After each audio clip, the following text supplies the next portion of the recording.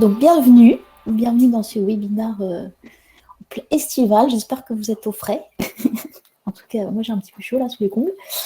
Mais bon, alors, pour ceux qui ne connaissent pas Livestorm, je fais une petite intro rapidos, là, le temps que les gens se connectent. Donc, en fait, en haut, vous avez le chat où vous pouvez réagir, vous pouvez envoyer même du love avec des émoticônes, vous pouvez dire bonjour, vous pouvez, voilà, échanger. Et puis, si vous avez des questions, il vaut mieux que vous les posiez dans le petit onglet questions. Voilà. Comme ça, on peut tous voter pour ce qui vous paraît le plus pertinent pour ce soir, voilà, avec le temps qu'on a. Donc, on posera, évidemment, il y aura des phases de questions-réponses. Alors, j'ai posté quelques petits sondages, normalement. Voilà, auxquels vous pouvez répondre, savoir un peu qui vous êtes, si vous êtes déjà venu, comment vous avez connu l'événement, etc., etc. Et puis, le dernier onglet, donc voilà, vous avez toutes les personnes qui participent, donc c'est sympa, si on ne se voit pas physiquement, au moins on sait qui est dans la place, quoi. Voilà. Donc voilà, donc, maintenant que vous avez les informations, donc bonjour à tous, voilà. Donc j'ai le plaisir d'accueillir Alice Baudreau, donc c'est vraiment une chance inouïe qu'on a grâce à Mélanie Bras qui est en fait vous étiez, je ne sais pas si tu es là Mélanie, je ne t'ai pas vu encore. Vous étiez du coup collègue chez Fjord, donc c'est une bonne communauté. Et Alice est partie du coup à la fondation Ellen MacArthur, donc tous les designers connaissent bien cette fondation depuis quelques années parce que on a vu le kit IDEO qui nous a beaucoup aidé à penser les systèmes de manière élégante, ce qui fait toujours plaisir. Mais voilà, aujourd'hui, avec le retour, avec le temps, là, ce qui est vraiment intéressant, c'est qu'Alice va nous parler de retour d'expérience et des entreprises qui le font vraiment, quoi. C'est pas juste des modèles conceptuels sympas pour les designers. Ça se passe vraiment, quoi. Il y a des gens qui sont en pleine transformation. Il y a des grandes entreprises en pleine transformation. Mais elle nous partagera évidemment le fait que c'est le début. Et donc, c'est pour ça aussi qu'on est là ce soir, qu'on réunit régulièrement les designers éthiques et puis Sylvie Donal, Raphaël Doyen, Gabriela Cinque pour faire ces ateliers, pour vous aider à donner les outils. Enfin, vous aider à comprendre les outils et voir leur application. Parce qu'effectivement, il y a assez peu de projets sur lesquels on peut travailler comme ça, comme ça a priori. Donc voilà, on continue l'évangélisation. C'est aussi le rôle de la fondation et d'Alice qui va se présenter. En tout cas, on est ravis et je crois que tu vas nous présenter des choses vraiment intéressantes pour la communauté. Voilà, donc je te laisse la parole. Merci Pauline. Bonjour à tous. Moi, je suis très contente d'être avec vous aujourd'hui. Effectivement, là, je suis à l'île de Wight, donc un petit peu loin, mais c'est l'avantage du virtuel. On est quand même malgré tout tous ensemble. Donc, je suis très contente de venir aujourd'hui. Effectivement, donc moi, je suis à la fondation de Ellen MacArthur depuis presque 2 ans maintenant. Après un petit détour chez Accenture et Fjord, donc avec qui j'avais travaillé avec Mélanie, effectivement. Et merci Mélanie pour l'introduction à Pauline et au laptop. Et donc du coup, j'ai travaillé avec la fondation depuis 2 ans sur des projets d'économie circulaire. Et aujourd'hui, je suis là pour vous parler de design circulaire et de comment on met en place l'entreprise, et notamment comment le design circulaire, c'est aussi un moyen et un accélérateur de transformation circulaire pour les entreprises avec lesquelles je travaille. Donc pour présenter rapidement la fondation, parce que je crois qu'il y a un certain nombre d'entre vous qui la connaissaient déjà, la fondation Ellen MacArthur a été créée par Ellen MacArthur évidemment elle-même, qui est une grande navigatrice que vous connaissez probablement déjà, qui a fait un record du monde de tours en solitaire à la voile, et donc qui est quelqu'un de très très inspirant et de très très motivant. Donc elle a créé la fondation il y a 10 ans avec une ambition unique qui nous transporte, qui nous anime toujours, qui est d'accélérer la transition vers l'économie circulaire. Donc tout ce qu'on fait, en fait, c'est vraiment se concentre là-dessus et sur cet objectif unique et important qui est d'accélérer la transition vers l'économie circulaire. On a 3 types d'activités un peu pour vous présenter ce qu'on fait de façon assez rapide, qui est effectivement de développer la connaissance autour de l'économie circulaire, ce que c'est et particulièrement à quoi ça ressemble quand l'économie circulaire est implémentée, parce que comme le disait Pauline, c'est important d'avoir ces belles ambitions, mais il faut aussi que ce soit concret, que ce soit réel, que ça se transforme, enfin, que ça se mette en place par des activités concrètes. Donc développer cette connaissance et la promouvoir, donc c'est aussi un peu pour ça qu'on est là aujourd'hui ensemble. La deuxième activité de la Fondation, c'est vraiment de rassembler et d'inspirer les acteurs de cette transition. Et parmi ces acteurs-là, il y a effectivement les acteurs corporate avec qui moi je travaille au quotidien, parce que mon rôle à la Fondation, c'est vraiment de travailler avec les acteurs, les partenaires stratégiques corporate de la Fondation. Donc, ils sont en fait des grands groupes qui ont fait le constat de l'impact, notamment environnemental, qu'ils peuvent avoir, qui ont fait le constat qu'ils avaient besoin de se transformer, mais qui ont aussi constaté que s'ils se transformaient et s'ils changeaient leur façon d'opérer dans le contexte de l'économie linéaire dans laquelle on s'inscrit, ben en fait, leur potentiel de transformation était assez limité et que du coup, ils avaient besoin d'aller plus loin que ça et de vraiment se transformer vers des business et des systèmes circulaires. Et évidemment, ce sont des grands groupes qui sont aujourd'hui en transformation et en changement, mais qui sont presque qu'au début de leur chemin de transformation. C'est vraiment voilà, la transformation, ça prend un peu de temps, surtout quand on est une organisation importante avec un nombre important d'employés, une footprint parfois mondiale, etc. Donc on est vraiment au début. Donc l'objectif pour nous, c'est vraiment de les voir mettre en place des choses concrètes dans le réel, mais aussi d'avoir une ambition à terme suffisamment ambitieuse et importante pour pouvoir transformer leur business global à terme. Et le troisième activité de la Fondation, c'est vraiment de mobiliser des solutions justement systémiques et à l'échelle, parce que on passe tous, et toutes les organisations avec lesquelles on travaille passent par des phases de pilote, c'est important. C'est important aussi de commencer local et de mettre en place des choses localement, mais l'objectif, il est bien de transformer l'économie totale, globale, mondiale, telle qu'elle existe aujourd'hui, vers une économie circulaire. Donc ça veut dire qu'il faut avoir des projets qui soient qui puissent passer à l'échelle et qui puissent avoir un impact important. Voilà. Donc ça, c'est un peu comment la Fondation fonctionne et mon rôle dans la Fondation. J'ai commencé la présentation aujourd'hui par présenter un peu ce que c'était que l'économie circulaire, pour ceux qui ne savent pas ce que c'est. Je crois que Pauline m'a dit qu'il y avait un certain nombre d'experts autour du call, donc ça c'est super de vous avoir. Mais je voulais être sûre que tout le monde ait la même compréhension et qu'on parlait bien des mêmes choses. Donc je commence par ça, une petite partie. N'hésitez pas si vous avez des questions d'ailleurs à les mettre effectivement dans le chat et dans les questions. Et après, je zoomerai plus sur la partie vraiment du design circulaire et des rôles des designers dans cette transformation des entreprises. Et je voulais commencer par nous ramener en arrière en décembre 1924, donc il y a presque un siècle maintenant. En décembre 1924, il y a eu une réunion qui a eu lieu des différents fabricants d'ampoules électriques, d'où cette magnifique photo d'ampoules électriques. Et ces fabricants se sont réunis parce qu'ils voulaient mettre en place un accord entre tous les fabricants d'ampoules électriques pour limiter la durée de vie de leurs ampoules à 1000 heures de durée de vie. Et après 1000 heures, elles devaient ne plus pouvoir fonctionner et devoir être remplacées. Et les différents fabricants qui étaient dans ce meeting, ceux qui se sont mis d'accord, donc s'étaient aussi mis d'accord pour pouvoir tester les ampoules de leurs concurrents. Et si un des concurrents était identifié comme ayant pas vraiment respecté l'accord, mais ils pouvaient même carrément se mettre des amendes entre eux pour s'assurer que tout le monde respecte bien le deal qu'ils étaient en train de faire. Alors évidemment, c'est une décision qui paraît extrêmement frappante et choquante aujourd'hui, de se mettre d'accord pour limiter l'utilisation d'ampoules. C'est effectivement le premier jour, le premier cas d'implémentation d'obsolescence programmée connu au monde. Et malheureusement, il y en a eu évidemment bien d'autres par la suite. Bon, déjà, cette réunion aurait été aujourd'hui illégale parce qu'il s'agit d'une entente, donc c'est évidemment illégal, je tiens à le rappeler. Mais ça fait aussi, c'est un complet contresens et ça paraît aujourd'hui complètement absurde de se dire on va se mettre d'accord pour limiter finalement la valeur et le potentiel des produits que l'on crée. Cela étant dit, à l'époque, c'était une décision qui paraissait complètement rationnelle pour les participants à cette réunion, parce que, évidemment, ils étaient dans un système où le marché de l'électrique était en plein boom, tous les ménages et les entreprises voulaient s'équiper, donc il y avait une demande extrêmement forte. Mais si les produits qu'ils vendaient étaient des produits avec une durée de vie tellement longue, il me semble d'ailleurs une ampoule de l'époque qui est encore en fonctionnement quelque part aux États-Unis, on peut la voir en ligne, etc.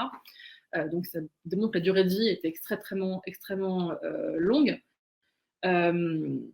et bien du coup, ça démontre qu'on peut avoir, comment dire, si ces produits mis sur le marché avaient une durée de vie extrêmement longue, bah, du coup, la demande, à partir du moment où tous les ménages auraient été équipés, aurait évidemment chuté, ce qui veut dire mise en difficulté de ces économiques des entreprises et évidemment un impact de chômage pour les employés de ces entreprises-là. Et donc, du coup, la décision économique rationnelle, qui paraît en tout cas rationnelle, effectivement, c'était de mettre en place ce système d'obsolescence programmée. Mais ça illustre aussi très bien les limites du système dans lequel on fonctionne, le système économique dans lequel on est aujourd'hui, qui repose sur une demande toujours grandissante et qui doit toujours pouvoir se renouveler pour pouvoir soutenir la production de ces entreprises-là et derrière pour pouvoir soutenir les emplois de ce que ces entreprises représentent. Et donc on est bien là dans un système linéaire, donc un système où on extrait des matériaux pour les transformer et produire les produits que nous tous nous consommons, mais que très souvent on jette très très rapidement, parfois au bout de quelques années, mais parfois au bout de quelques jours, voire quelques minutes, si on pense à un packaging. Le packaging, notamment des produits alimentaires, bah, en fait, à partir du moment où on veut consommer le produit, le packaging il est déjà dans la poubelle avant même qu'on y ait réfléchi. Je vais en profiter pour m'excuser, effectivement, comme vous voyez, la fondation, on est très anglophone, donc mes slides sont en anglais, donc je vais faire un voice-over en français, mais parfois avec des anglicismes. J'espère que vous me pardonnerez. Et voilà, et s'il y a des choses qui ne sont pas claires, n'hésitez pas à me le dire. Mais du coup, c'est un système linéaire qu'on résume très souvent par ces trois mots, take, make, waste. Donc c'est vraiment un système qui produit évidemment beaucoup de déchets. Cette économie linéaire, juste pour en redire un mot, je voudrais quand même souligner qu'évidemment, elle a apporté malgré tout une croissance importante dont on est tous le produit et dont on bénéficie tous aujourd'hui. On a tous aujourd'hui un mode de vie qui est quand même relativement confortable, avec un accès à des biens et des services qui, sans équivalent dans l'histoire, et les générations avant nous n'avaient pas cet accès-là non plus. Et donc on en a tous quelque part bénéficié. Mais c'est aussi un système qui montre aujourd'hui sa limite et qu'on ne peut plus ignorer cette limite. Alors j'ai mis quelques exemples, mais je pense que vous en avez tous en tête et que vous les connaissez tous déjà très clairement. On avait publié il y a quelques années un rapport notamment sur le plastique et notamment le plastique de packaging qui mettait effectivement en avant que, comme vous le voyez ici, 86% de ce plastique finit soit sans cesser dans des déchetteries, soit incinéré, donc en créant de la pollution, soit encore pire presque à finir éparpillé partout dans la nature. Vous avez tous et vous connaissez tous ces images de plastique qui s'accumulent dans les océans notamment. Et c'est justement dans la même recherche qu'on avait analysé et publié ce chiffre qui démontre que si on ne change rien à ce système, d'ici à 2050, il y aurait plus de plastique que de poissons dans les océans. Ce qui est une image qui est extrêmement frappante, mais qui montre aussi l'ampleur du problème. L'ampleur du problème aussi parce que une des solutions les plus mises en avant pour ce problème-là, c'est le recyclage, qui fait partie des solutions à ce problème, mais qui ne peut pas être la seule, parce qu'en fait, le recyclage, à titre d'information, le symbole de recyclage que l'on connaît tous et qu'on utilise tous, qu'on voit tous régulièrement sur notamment nos packaging, c'est un symbole qui date d'il y a 40 ans, parce que le recyclage, ce n'est pas une idée nouvelle, ça a déjà été mis en place depuis un certain nombre d'années. Donc, il est mis en place de façon de plus en plus, voilà, à échelle, avec des systèmes de plus en plus efficaces, etc. Néanmoins, le recyclage ne peut être qu'une partie de la solution. Il ne suffira pas à résoudre le problème, notamment le problème du gaspillage du plastique. Une autre limite que je mets en avant, mais qui est vraiment une parmi d'autres, c'est le système de mobilité. Le système de mobilité dans lequel on s'inscrit aujourd'hui, il repose encore principalement sur l'acquisition de voitures individuelles, même si quand on est parisien, c'est quand même moins le cas, et qu'en France, on a la chance d'avoir un système de mobilité collective qui fonctionne quand même plutôt très bien. Malgré tout, voilà, les voitures et la possession de voitures individuelles, ça reste un des fondamentaux de notre système de mobilité actuel. Or, c'est ce qu'on voit ici, une voiture, elle passe 92% de sa vie au parking, donc arrêtée. Donc à ne pas rendre le service de mobilité qu'on lui demande, qui est de transporter des personnes ou des biens d'un point A à un point B. Et donc c'est là où on voit que le système de mobilité actuel, non seulement il est polluant, mais en plus il est sous-optimisé par rapport à ce qu'on pourrait imaginer. Et on le voit par rapport au temps que passe une voiture sur un parking, mais je pense qu'on l'a vu aussi de façon très très clairement sur l'espace urbain du coup que ces places de parking prennent. Parce que si on part du principe qu'il faut que ces voitures puissent être à l'arrêt quelque part, bah, quand on est dans un système urbain, dans un quartier urbain très dense, il faut réserver une bonne partie de cette géographie et voilà, cet espace visible à des voitures qui sont à l'arrêt. Et moi, typiquement, c'est un truc, je pense qu'on l'a tous vu là à Paris, entre les différents confinements, quand on a les terrasses qui ont repris leurs droits sur les espaces de parking, ça change complètement la vie d'un quartier aussi. Donc ça pousse aussi à poser la question de ce système de mobilité, il a à remettre en question pour le système de mobilité en lui-même, mais aussi parce qu'il a des impacts finalement sur notre vie quotidienne assez importants. Et donc, il faut remettre en question ces systèmes pour aller vers un système circulaire, une économie circulaire.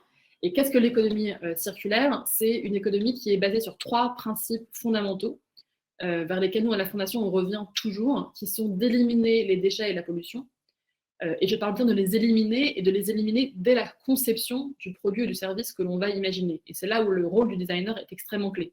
Ça veut dire que plutôt que d'avoir à gérer des déchets et des pollutions qui ont été créés, qu'il va falloir récupérer, transformer, traiter, gérer, etc., plutôt que de gérer le problème une fois qu'il a été créé, pourquoi ne pas complètement supprimer le problème à la source et éliminer les déchets et les pollutions dès la phase de conception. Le deuxième principe clé de l'économie circulaire, c'est de garder les produits et les matériaux en utilisation le plus longtemps possible et à leur plus haut degré de valeur. Et ça, je montrerai comment dans le slide suivant.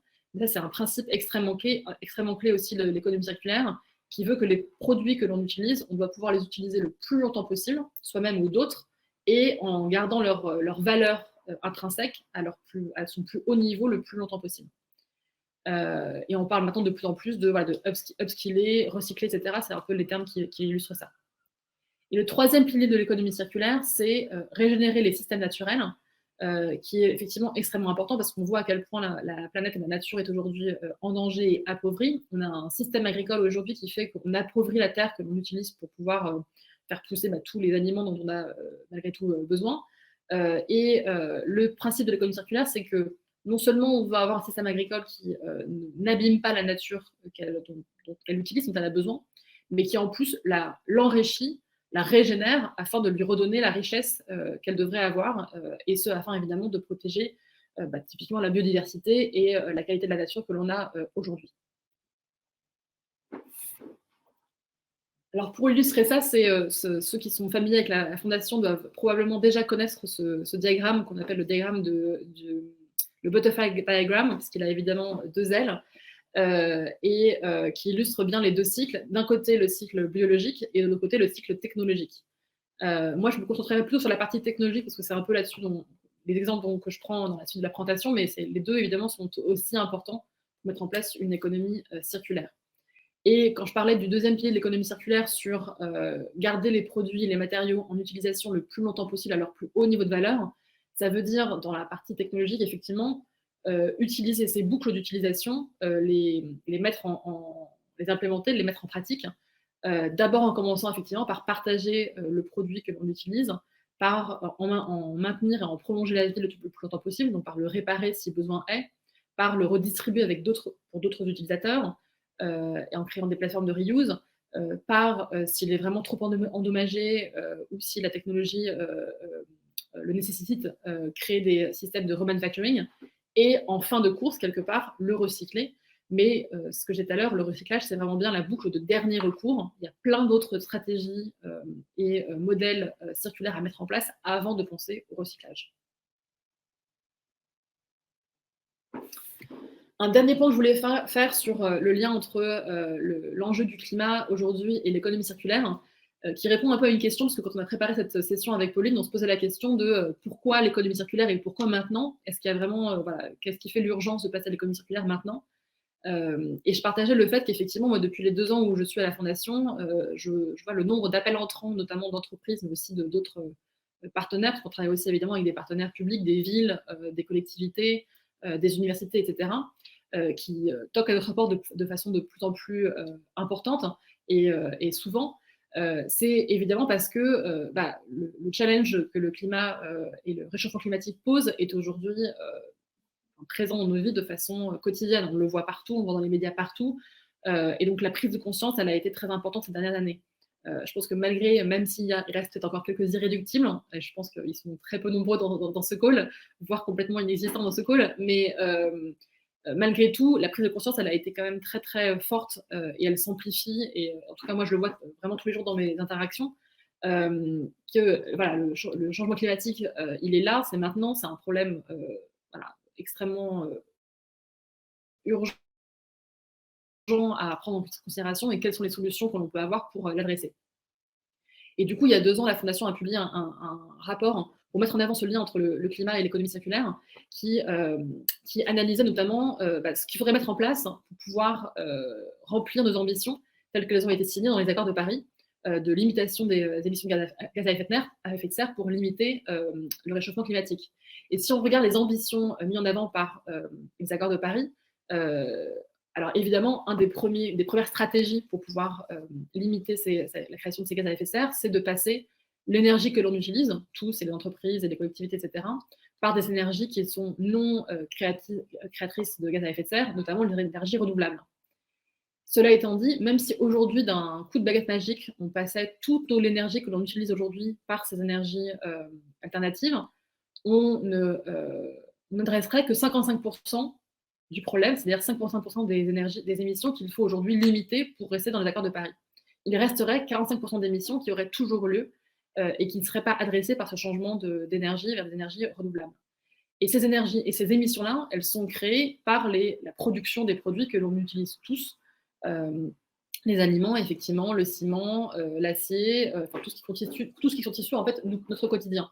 Et comment on peut adresser ces émissions-là, comment on peut les limiter, c'est en passant à un système d'économie circulaire où justement cette reproduction, on pourra décorréler la production de produits et l'extraction de matériaux et de matières premières de l'utilisation de produits et de l'usage que l'on en fait. Donc c'était vraiment pour illustrer pourquoi aujourd'hui l'économie circulaire, c'est vraiment une réponse extrêmement clé à un problème auquel tout le monde fait face. Et c'est aussi la raison pour laquelle nous, on parle très souvent à des PDG et à des dirigeants d'entreprise qui se posent la question et qui réalisent qu'effectivement, ils ont un rôle à jouer. Et ils viennent nous voir parce qu'ils ont effectivement compris que l'économie circulaire faisait partie des leviers qu'ils devaient absolument mettre en place pour pouvoir répondre à ce challenge-là. Alors, je vais vous montrer très rapidement une vidéo de la Fondation pour que Hélène prenne un peu la parole aussi et un certain nombre de nos partenaires, juste pour vous montrer un petit peu mieux ce que l'on fait et à quel point effectivement le mouvement et le réseau il est relativement large derrière moi, parce que je ne veux pas que vous croyiez qu'il n'y a que moi qui à la Fondation et la Fondation qui soyons ces promoteurs de l'économie circulaire. C'est bien tout un mouvement bien plus large avec les gens de la Fondation et nos partenaires, mais aussi des gens qui ne font pas partie du réseau de la Fondation, et c'est très bien comme ça. Voilà, je vous montre une petite vidéo pendant 2 minutes.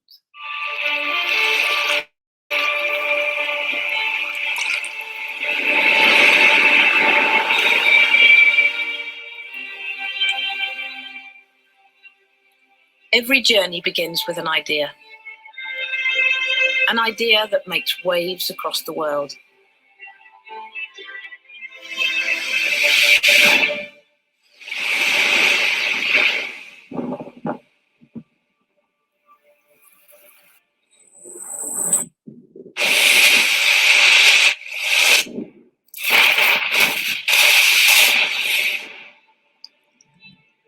No experience in my life could have given me a better understanding of the definition of the word finite. Circular economy has come at a very important time. What if we had an economy that used things but doesn't use them up? What if we could build that economy in a circular rather than linear way? You're about entirely transforming the way in which people do business. By 2050, there could be more plastic than fish in the oceans. So we want to raise the bar. And we've made this commitment that we'll reduce our virgin plastic in half and that we'll collect more than we use. By redesigning the things we make, how we make them, and the ways we use them. And that means widening the ways that we think about things, changing some paradigms. It's not one fix, it's about the entire system being redesigned. We make sure that the materials could be used and reused for other applications. Replicating, evolving and transcending. Circular. And the circular economy. The foundation works with education, business, and government. Convene and bring people together between all of those levels. Really driving the transition to a circular economy. Our purpose turns out to marry perfectly with the work of Ellen's Foundation, focusing on the future of humanity and how we might actually work together with a shared purpose. Through the designers, innovators and creatives, the storytellers, leaders and decision makers. Our vision is really to help our customers imagine, design and create a better world. It's not just about the $1 trillion opportunity that waste represents, but it's an opportunity that's broader than that. Global companies cannot survive in the future without transitioning towards a circular economy. That is a really exciting future. It's about building a broader system within which all products fit. Plastic food, carpets, clothing. Circular economy itself is inevitable in my view. For me, it was a no-brainer to tackle some of the challenges that we're facing. This is, to me, the only way to fight climate change, to fight pollution, to fight waste. In many ways, cities are mirrors of our economy, and they're uniquely positioned to become the leaders of this transition.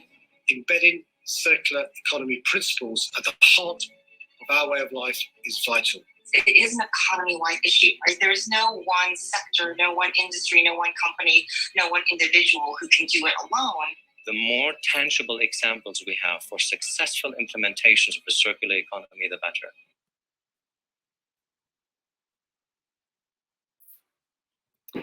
Ah, pardon. Alors, du coup, j'arrête là parce que j'ai l'impression que le son, effectivement, n'est pas terrible. Donc, du coup, je préfère continuer sur la suite.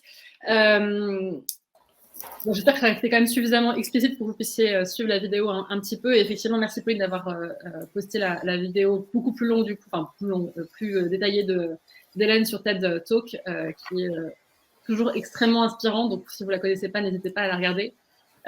Du coup, je vais vous proposer un rapide Q&A sur la partie économie circulaire. Après, ne vous inquiétez pas, il y a vraiment une partie qui zoome sur le rôle du designer qui vient juste après. Mais je voulais être sûre de répondre à vos questions sur l'économie circulaire avant de passer à la suite. Donc, s'il y a des questions, n'hésitez pas. Sinon, on peut passer directement à la partie sur le design et le design circulaire. Ouais, on vous laisse peut-être une minute. Il y aura d'autres questions. Réponses. Sinon, si ça va, si tout va bien, vous pouvez envoyer des émoticônes. Genre celui-ci. Genre tout est OK. Voilà. Donc, si tout va bien, si on a plein de pouces, eh bien, on peut se dire qu'on peut passer à la suite, quoi. Moi, j'ai quelques réactions avec des liens vers d'autres réactions intéressantes dans la discussion avant. Donc, effectivement, je vois que tout le monde est pour le coup. Ça, je voulais voir le bug des émoticônes. Allez-y. Très bien. Bon, je vois plein de pouces. Du coup, à la partie, j'y suis. Du coup, vous avez dû entendre le mot design qui est quand même revenu extrêmement souvent dans la vidéo effectivement de la Fondation, parce que le design, c'est vraiment un sujet qui a été au cœur de nos préoccupations de la Fondation dès la création de... Ah mince, je vois du coup, l'atmosphère des émoticônes a changé. Voilà, en tout cas, le design, c'est vraiment un sujet qui a été un sujet de préoccupation de la Fondation très, très rapidement. Parce qu'on s'est rendu compte très très vite qu'effectivement, c'est dans cette phase-là que se prenaient beaucoup de décisions très très clés et qu'il fallait absolument engager les designers dans cette évolution vers l'économie circulaire et le design circulaire. Et donc, pourquoi designer dans l'économie circulaire? Ça veut dire quoi? Du coup, designer pour l'économie circulaire, ça veut dire que... pourquoi c'est important pour l'économie circulaire? Et ça, je pense que je n'ai pas besoin de convaincre les gens, notamment les designers dans le call aujourd'hui. C'est qu'effectivement, tout ce qui est autour de nous a été designé par quelqu'un ou probablement par un collectif de personnes, par plusieurs personnes. Ça veut dire que les objets qui nous entourent ont été, soumis à ce processus de design. Mais en fait, moi, je trouve que mon travail sur l'économie circulaire, et notamment la Fondation, m'a permis aussi de me rendre compte que non seulement les objets autour de nous sont le fruit de ce travail de design, mais aussi les systèmes qui nous entourent. Je parlais du système de mobilité plus tôt dans la présentation, il est le fruit et quelque part l'héritage de décisions et de processus de design. Et c'est pareil pour notre économie, en fait. Et du coup, ce que ça veut dire, c'est que si tout ça a été designé à un moment donné, ça veut dire qu'ils peuvent être redesignés aujourd'hui, repensés, et donc ça veut dire qu'on peut repenser non seulement les objets qui nous entourent, mais aussi les systèmes qui nous entourent et l'économie entière. Voilà. L'autre point, c'est qu'effectivement, comme je le disais, dans ce processus de design, il y a des décisions extrêmement clés qui sont prises et qui vont influencer ensuite toute la vie, si on parle d'un produit, toute la vie du produit. À la fois la façon dont on va sourcer ses matériaux, dont il va être produit, la façon dont il va être utilisé et très probablement la fin de sa vie. Et donc du coup, la façon dont il va être aujourd'hui principalement jeté et abandonné. Et du coup, voilà, ça c'est vraiment un point très important. Et ce qu'on met aussi en avant à la Fondation, c'est qu'on on parle beaucoup de designers et de design et de phase de conception, et on s'adresse beaucoup aux designers, mais quand on parle aux designers, on parle aussi souvent à des gens qui ont le terme de designer dans leur rôle, dans leur titre, dans leur fonction, mais aussi à des gens qui n'ont pas le terme de designer dans leur fonction, mais qui sont néanmoins partie prenante de cette phase de conception, et qui sont donc extrêmement clés, et qui doivent être ensemble complices et complémentaires avec le designer pour pouvoir prendre les bonnes décisions, pour pouvoir changer la vie du produit et le rendre compatible avec une économie circulaire. Le dernier point qu'on met en avant ici avec cette magnifique photo d'œuf, c'est que c'est une illustration de l'expression anglaise qui dit qu'effectivement, une fois qu'on a fait une omelette, on ne peut pas retrouver ses œufs. Donc une fois qu'on a designé un objet avec une utilisation spécifique en tête, et notamment une fin de vie en tête spécifique, c'est très compliqué d'aller contre ça. C'est aussi la raison pour laquelle à la Fondation, on s'adresse beaucoup aux entreprises, beaucoup plus qu'à l'utilisateur final de l'objet. Parce qu'en fait, chacun d'entre nous, évidemment, on a un rôle à jouer dans cette transition, mais seul, entre guillemets, face à un objet qu'on aura acheté, qui a été pensé de façon linéaire, avec un système linéaire autour de lui, c'est très compliqué d'aller à l'encontre de ce système-là et de le réimaginer de façon circulaire. Donc c'est bien à ceux qui mettent ces produits sur le marché et à qui les pensent et qui les produisent et qui ensuite doivent gérer ces vies alternatives et non pas sa fin de vie, de remettre tout ça en question et de réimaginer ce produit. Et donc, le design circulaire, c'est designer pour l'économie circulaire, au service de l'économie circulaire, en adoptant les 3 principes de l'économie circulaire que je nommais précédemment, et en adoptant le system thinking, donc la pensée systémique. Donc, évidemment, ça veut dire continuer de zoomer sur les besoins des utilisateurs, comme je suis sûre que vous le faites déjà, et qui, en fait, c'est devenu très probablement une habitude, quelque chose de courant auquel on ne pense même plus quand on est designer, finalement, ça devient vraiment un réflexe. Et zoomer sur les besoins de l'utilisateur, ça doit devenir autant un réflexe que de dézoomer sur les systèmes.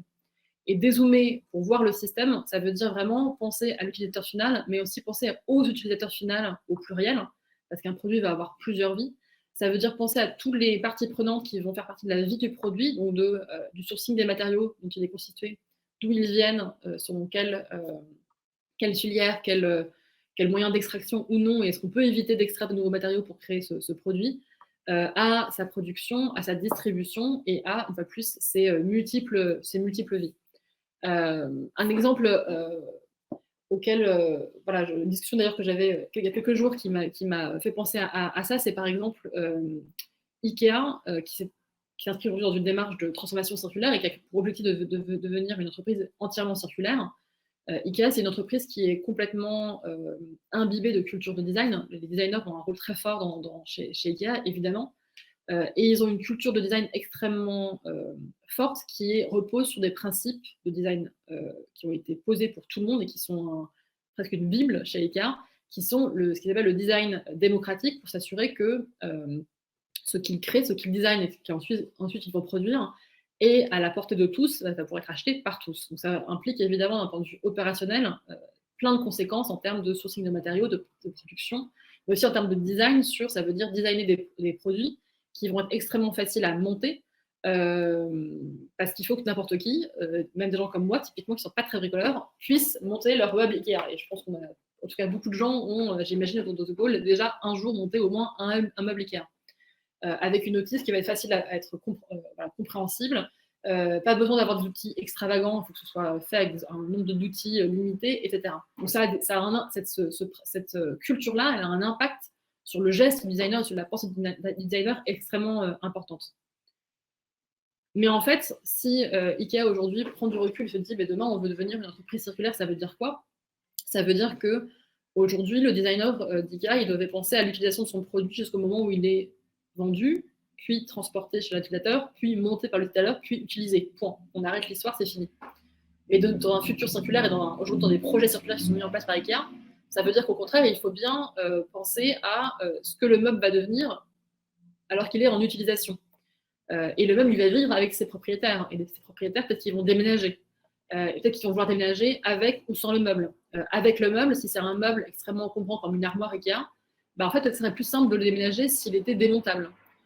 Si on veut le créer, ne pas déménager avec le meuble, ça va vouloir dire qu'il faut pouvoir lui redonner une nouvelle vie avec des nouveaux utilisateurs. Donc, par exemple, penser à, du coup, si Ikea lui-même veut mettre en place une plateforme de vente de seconde main, ce qu'ils sont en train de faire des pilotes pour ça, par exemple, ça veut dire qu'il faut qu'on puisse récupérer le meuble, donc de nouveau le transporter, donc de nouveau, si c'est un meuble volumineux, potentiellement le démonter, etc. Donc, effectivement, ce que ça fait remonter, c'est le besoin de potentiellement penser au démontage du meuble.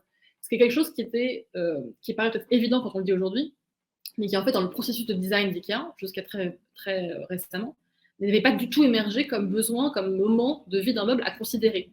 Et effectivement, l'impact de design que ça a tout de suite, c'est de s'imaginer, si je veux démonter un meuble IKEA, comment est-ce que je m'assure pour que ce soit facile, quel impact ça va avoir sur la façon dont je design le meuble pour le monter et le démonter. Et du coup, il y a des choses qu'on faisait jusqu'à aujourd'hui qui sont plus possibles, parce que du coup, ça rend le démontage du meuble impossible. Et par exemple, Ikea, effectivement, en Angleterre, a mis en ligne là, une dizaine de notices de démontage de meubles, comment démonter un meuble Ikea de façon facile, pour certaines de leurs références les plus connues. Mais c'est un processus qui est en cours sur toute l'étendue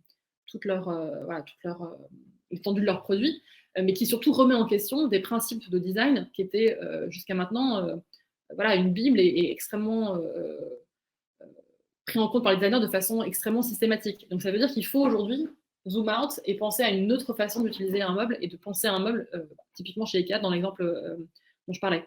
Mais ça doit devenir effectivement un réflexe pour mettre en avant des limites de la façon dont on design aujourd'hui et qu'il va falloir surpasser pour pouvoir mettre en place un système circulaire.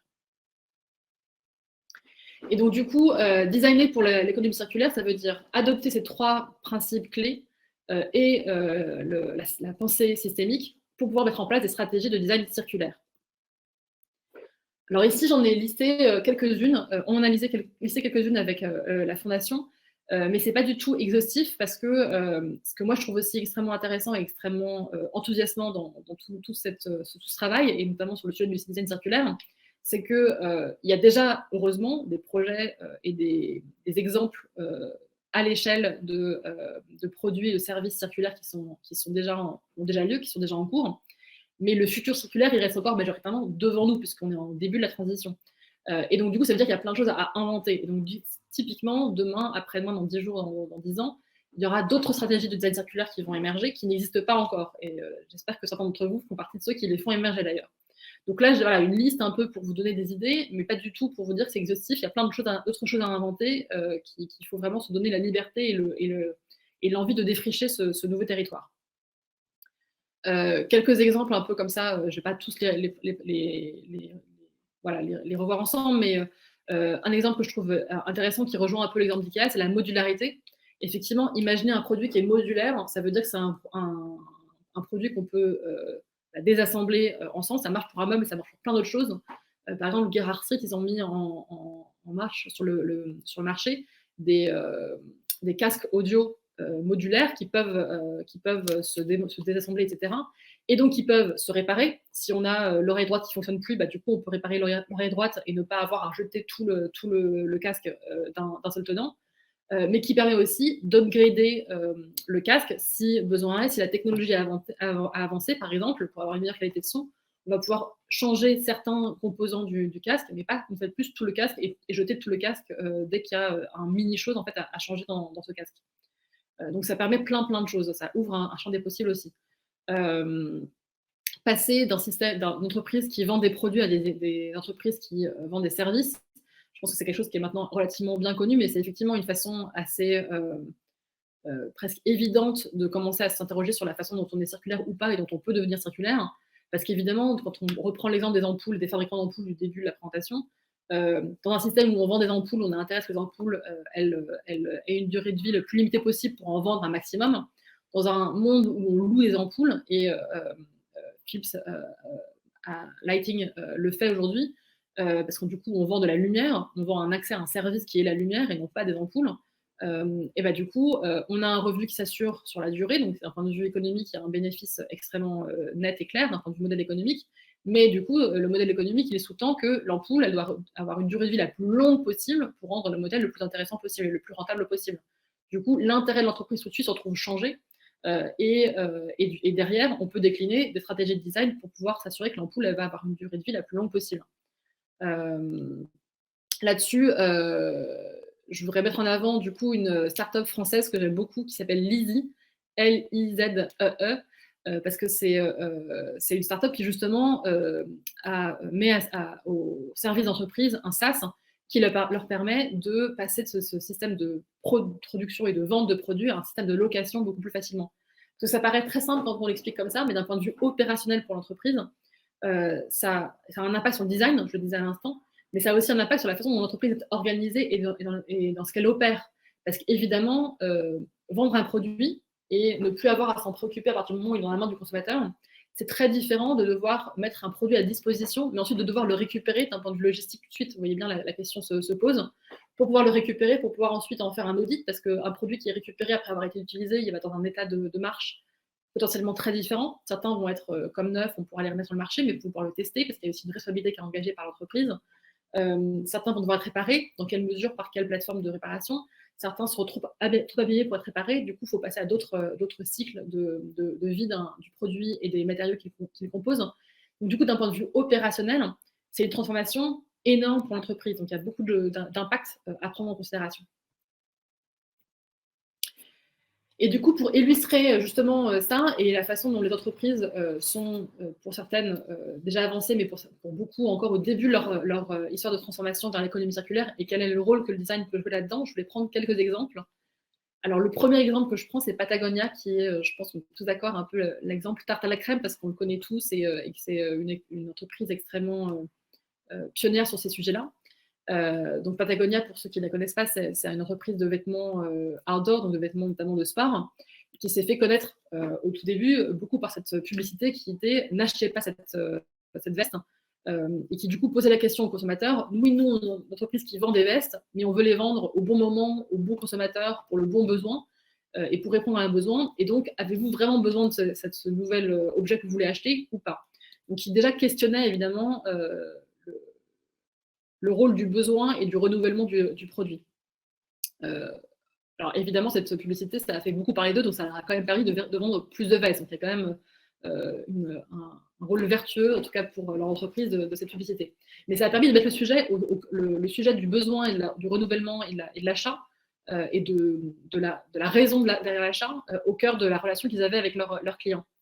Mais évidemment, ils ne se sont pas arrêtés là. Ensuite, ils ont mis en place un système de take-back, justement, un take-back système pour pouvoir récupérer les vêtements usagés de leurs consommateurs pour pouvoir les réutiliser ou les recycler et ne pas créer de déchets inutiles, évidemment, pour un avantage consommateur avec du crédit pour le consommateur. Et donc, du coup, ensuite, ils ont pu mettre en place des lignes de vêtements avec des produits recyclés.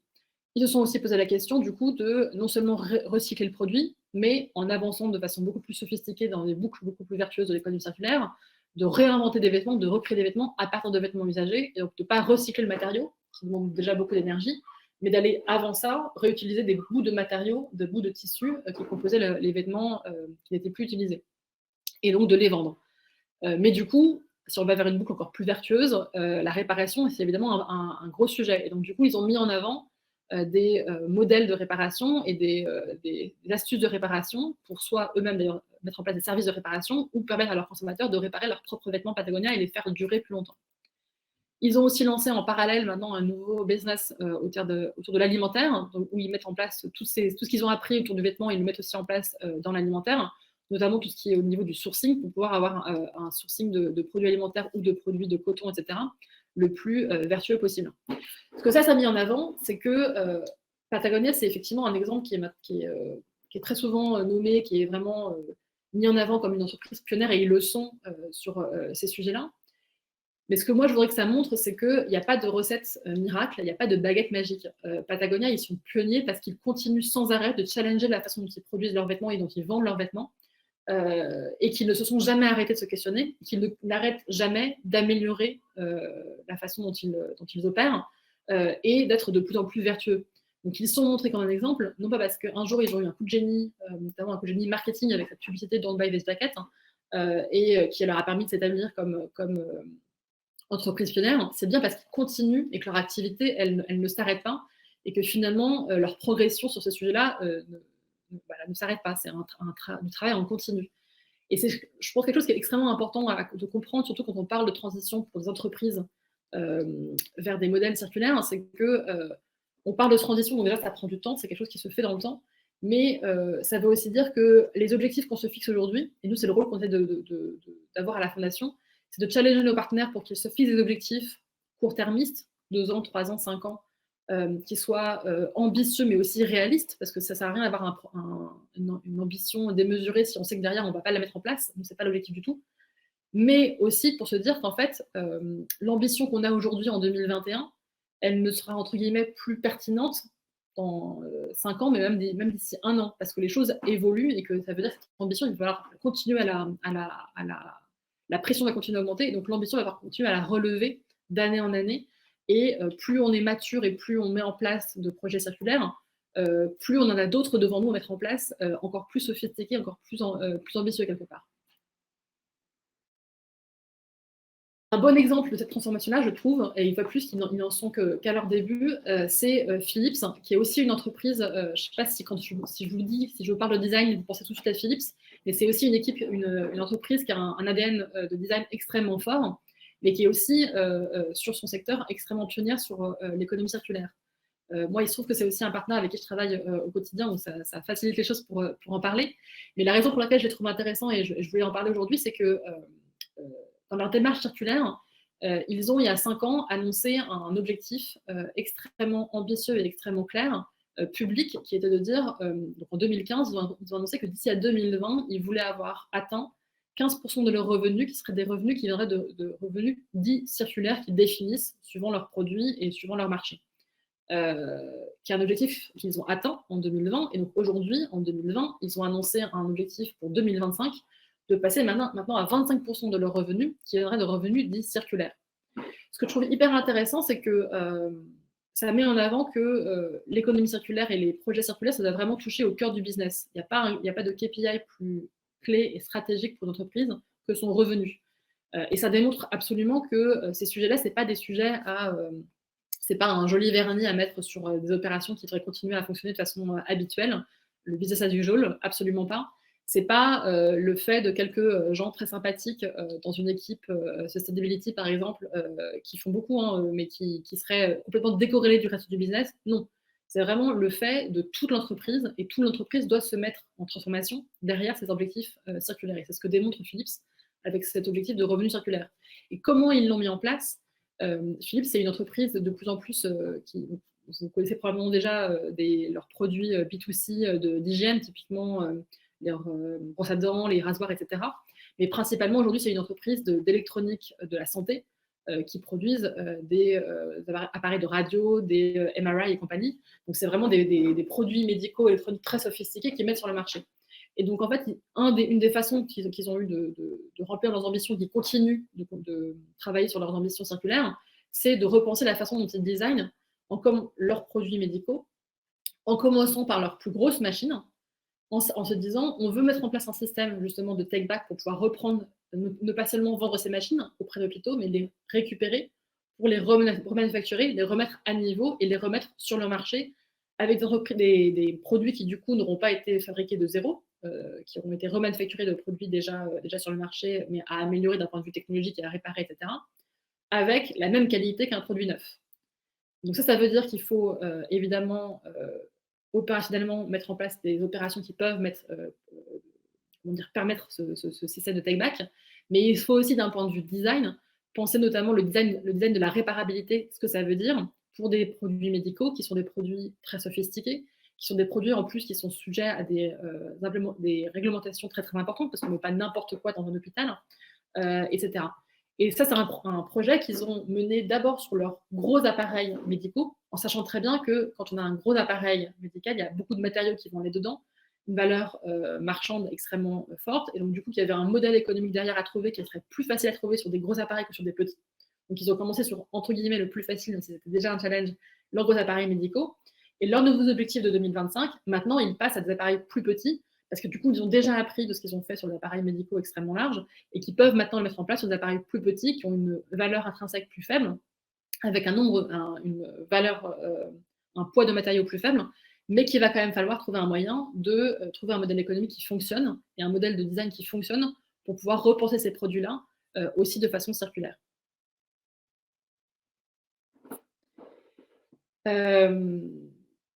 Voilà, donc ça c'est un exemple typiquement de façon dont des entreprises mettent en place et commencent leur parcours de changement vers des business circulaires et donc ils engagent leurs équipes de design dans ce parcours-là. Deux exemples que je voulais mettre en avant parce que c'est des exemples assez récents avec qui j'ai travaillé de façon assez récente. C'est IKEA dont j'ai déjà parlé et DS Smith, qui est notamment comment est-ce qu'on commence ce chemin-là de transformation vers des projets circulaires et comment est-ce qu'on engage les designers, surtout quand les designers sont très très nombreux. Philips, c'est des centaines de designers, IKEA c'est pareil, DS Smith c'est environ 700 designers, donc c'est une population extrêmement nombreuse et extrêmement spécialisée en plus, ce sont des designers experts de leur sujet. Chez Philips, ce sont des experts de l'électroménager ou de l'électronique dans la santé. Chez IKEA, ce sont des experts du mobilier, évidemment. Et chez DSI, ce sont des experts du packaging, et notamment du packaging carton. Alors, ça paraît comme ça au tout début, quand j'ai commencé à travailler avec DS Smith, qui est un producteur de packaging en carton.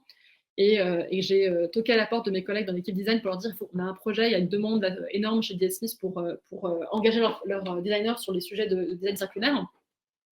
Bon, les équipes m'ont regardé un peu en disant mais attendez, du packaging de carton, mais est-ce que c'est vraiment si sophistiqué que ça? Est-ce qu'il y a vraiment tant de travail à faire que ça?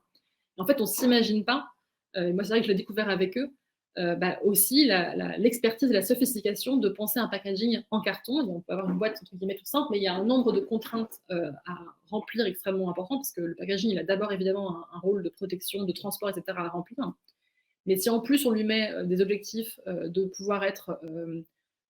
comment dire, d'avoir un impact plus faible, de pouvoir être potentiellement réutilisé, etc., on arrive à un certain nombre de contraintes de design extrêmement fortes pour un matériau unique qui du coup a la valeur de pouvoir être matériau unique égale facilité de recyclage, par exemple, beaucoup plus importante, mais aussi du coup une technicité ou une flexibilité dans l'usage qui en tout cas n'est pas immédiate ou ne paraît pas immédiate. Donc ça veut dire un challenge pour le designer d'autant plus important. Et donc, du coup, ces entreprises-là, ce qu'elles ont fait, la façon dont elles ont commencé à engager leurs designers, c'est en se disant, on a ou on n'a pas des guides de design qui nous permettent à chaque designer qui rejoint notre entreprise de pouvoir comprendre ce que ça veut dire que le design, spécifiquement dans la culture d'IKEA ou dans la culture de DS Smith. Il faut qu'on les repense complètement en ayant une pensée circulaire. Et donc, du coup, il y a des équipes de travail, très concrètement, qui se mettent sur ces sujets-là en se disant, ça veut dire quoi pour nous, le design circulaire appliqué à du packaging carton ou appliqué à du mobilier. Ça commence aussi évidemment par une phase de concertation. Je parlais tout à l'heure de la phase de conception, il y a les designers, mais il y a aussi les autres, et il faut absolument que tout le monde soit sur la même longueur d'onde, avec un même objectif circulaire en tête. Sinon, une décision prise par un designer qui va aller dans le sens de l'économie circulaire, demain va être contrainte et potentiellement retournée par un autre acteur qui lui s'occupe des achats, qui lui s'occupe d'autres choses. Donc on a besoin que tout le monde soit sur la même longueur d'onde. Donc ça passe par une phase de concertation pour justement amener les équipes de design, mais aussi les équipes qui les entourent quelque part, qui sont leurs compléments dans l'entreprise, dans la même démarche.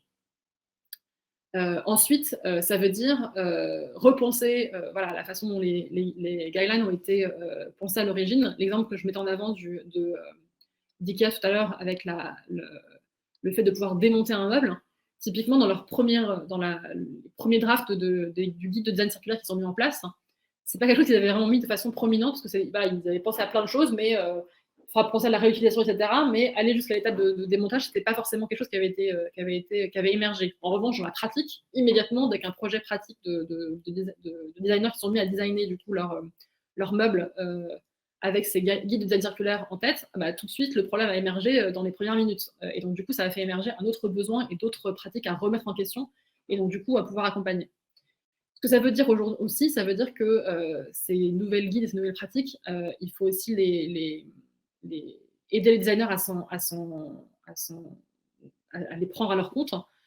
Ça veut aussi dire qu'il faut les accompagner avec évidemment des trainings. Donc nous, typiquement à la Fondation, on a beaucoup collaboré avec ces différentes marques pour pouvoir les aider à mettre en place des trainings spécifiques pour leurs équipes, pour qu'elles puissent avoir une compréhension assez fine de ce que c'est que l'économie circulaire, de ce que c'est que le design circulaire, et ensuite à charge pour leur entreprise de leur démontrer ce que c'est que le design circulaire appliqué à leur propre industrie, à leur propre entreprise. Mais ça veut dire qu'il faut évidemment un accompagnement, parce que une transformation à l'échelle de notre entreprise et changer sa pratique de design, c'est la même chose, c'est un chemin, et donc ça ne peut pas être fait en un jour. Il n'y a pas de baguette magique qui font qu'en un instant T, notre pratique de design va avoir changé presque du tout au tout. Il y a besoin de temps et il y a besoin d'accompagnement pour ça.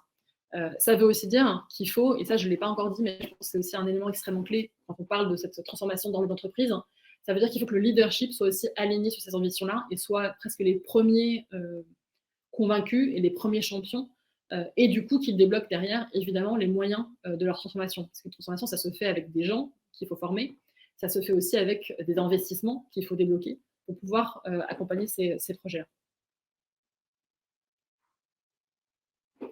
Alors, je voulais mettre en avant de façon hyper tactique et pragmatique, avant de passer à des questions et à une partie un peu plus de discussion avec vous, 3 outils qu'on met en lien à la fondation, parce qu'évidemment, nous, on est une fondation, donc on travaille avec des partenaires de façon extrêmement proche, mais on a aussi un objectif qui est de pouvoir aider le plus grand nombre à se mettre à l'économie circulaire et en l'occurrence au design circulaire, et donc du coup à se plonger dans ces sujets-là et à les faire siens. Et donc, 3 ressources que je voulais mettre en avant. La première, c'est ce qu'on appelle le Learning Hub sur notre site. J'espère que ça va marcher. Je vous mets le lien. Ça va apparaître en live, si ça marche. Voilà. Tout est sur notre site, hein, donc voilà, c'est disponible. N'hésitez pas à fouiller, chercher, regarder. Qui s'appelle donc le Learning Hub, qui est un espace, vous voyez, qui se présente comme ça avec différentes vignettes et qui en fait sont autant de mini-modules de e-learning, j'ai envie de dire, pour pouvoir se plonger sur les sujets qui sont mis en avant ici. Il y en a un qui est dédié au design circulaire, donc n'hésitez pas à vous plonger dedans. Il y a beaucoup de choses que j'ai dit aujourd'hui qui sont déjà dedans, mais il y a aussi des deep dives encore plus spécifiques. Typiquement, il y en a un sur la modularité, par exemple, qui va encore plus de façon plus précise sur ce que ça veut dire et comment mettre en place. Donc n'hésitez pas à les parcourir, ces ressources-là. Et d'autres ressources que je trouve intéressantes quand on parle de design circulaire en entreprise, c'est qu'est-ce que je peux faire dans mon business, donc qui pareil vous permet de poser des questions et de faire émerger des questions pour pouvoir potentiellement engager des collègues sur ce sujet-là, ou en tout cas se poser des questions sur le business linéaire tel que vous pouvez le vivre aujourd'hui, et comment commencer à le questionner pour pouvoir aller vers des démarches circulaires. Mais aussi celui-ci qui est Make a Circular Economy Pitch in Your Organization, donc qui est aussi pour aider, parce que je sais qu'on me pose souvent la question, moi je suis hyper convaincue, j'ai envie de me mettre, mes collègues aussi, mais mon management pas forcément, donc comment est-ce que je peux engager notamment mon management sur ces sujets-là? Là, c'est l'objectif de cette petite e-learning, c'est vraiment de vous aider à affiner un pitch de design circulaire pour embarquer derrière vos collègues, vos managers, vos équipes, pour pouvoir le mener à bien. Une autre ressource de learning que je n'ai pas mis en avant ici, mais que je mentionne parce qu'on est mardi, et que les mardis, tous les 2 jours à la fondation, tous les 2 semaines à la fondation, on a ce qu'on appelle le Circular Economy Show, donc qui est un webinaire exactement comme on le fait aujourd'hui, de maximum 1 heure, sur des sujets très, très spécifiques qui changent toutes les 2 semaines du coup, où on invite notamment des experts et des gens externes à la fondation, donc c'est vraiment des gens qui ont réalisé des projets sur différents sujets, qui viennent présenter ce qu'ils ont fait. Donc si vous avez envie typiquement régulièrement d'avoir accès à ce genre de connaissances ou d'inspiration, n'hésitez pas à vous inscrire et à regarder ce qui s'y passe. Je sais qu'aujourd'hui, ils parlent de packaging et d'IPR, donc d'étendre la responsabilité des produits des fabricants de packaging ou des entreprises qui mettent des packaging sur le marché.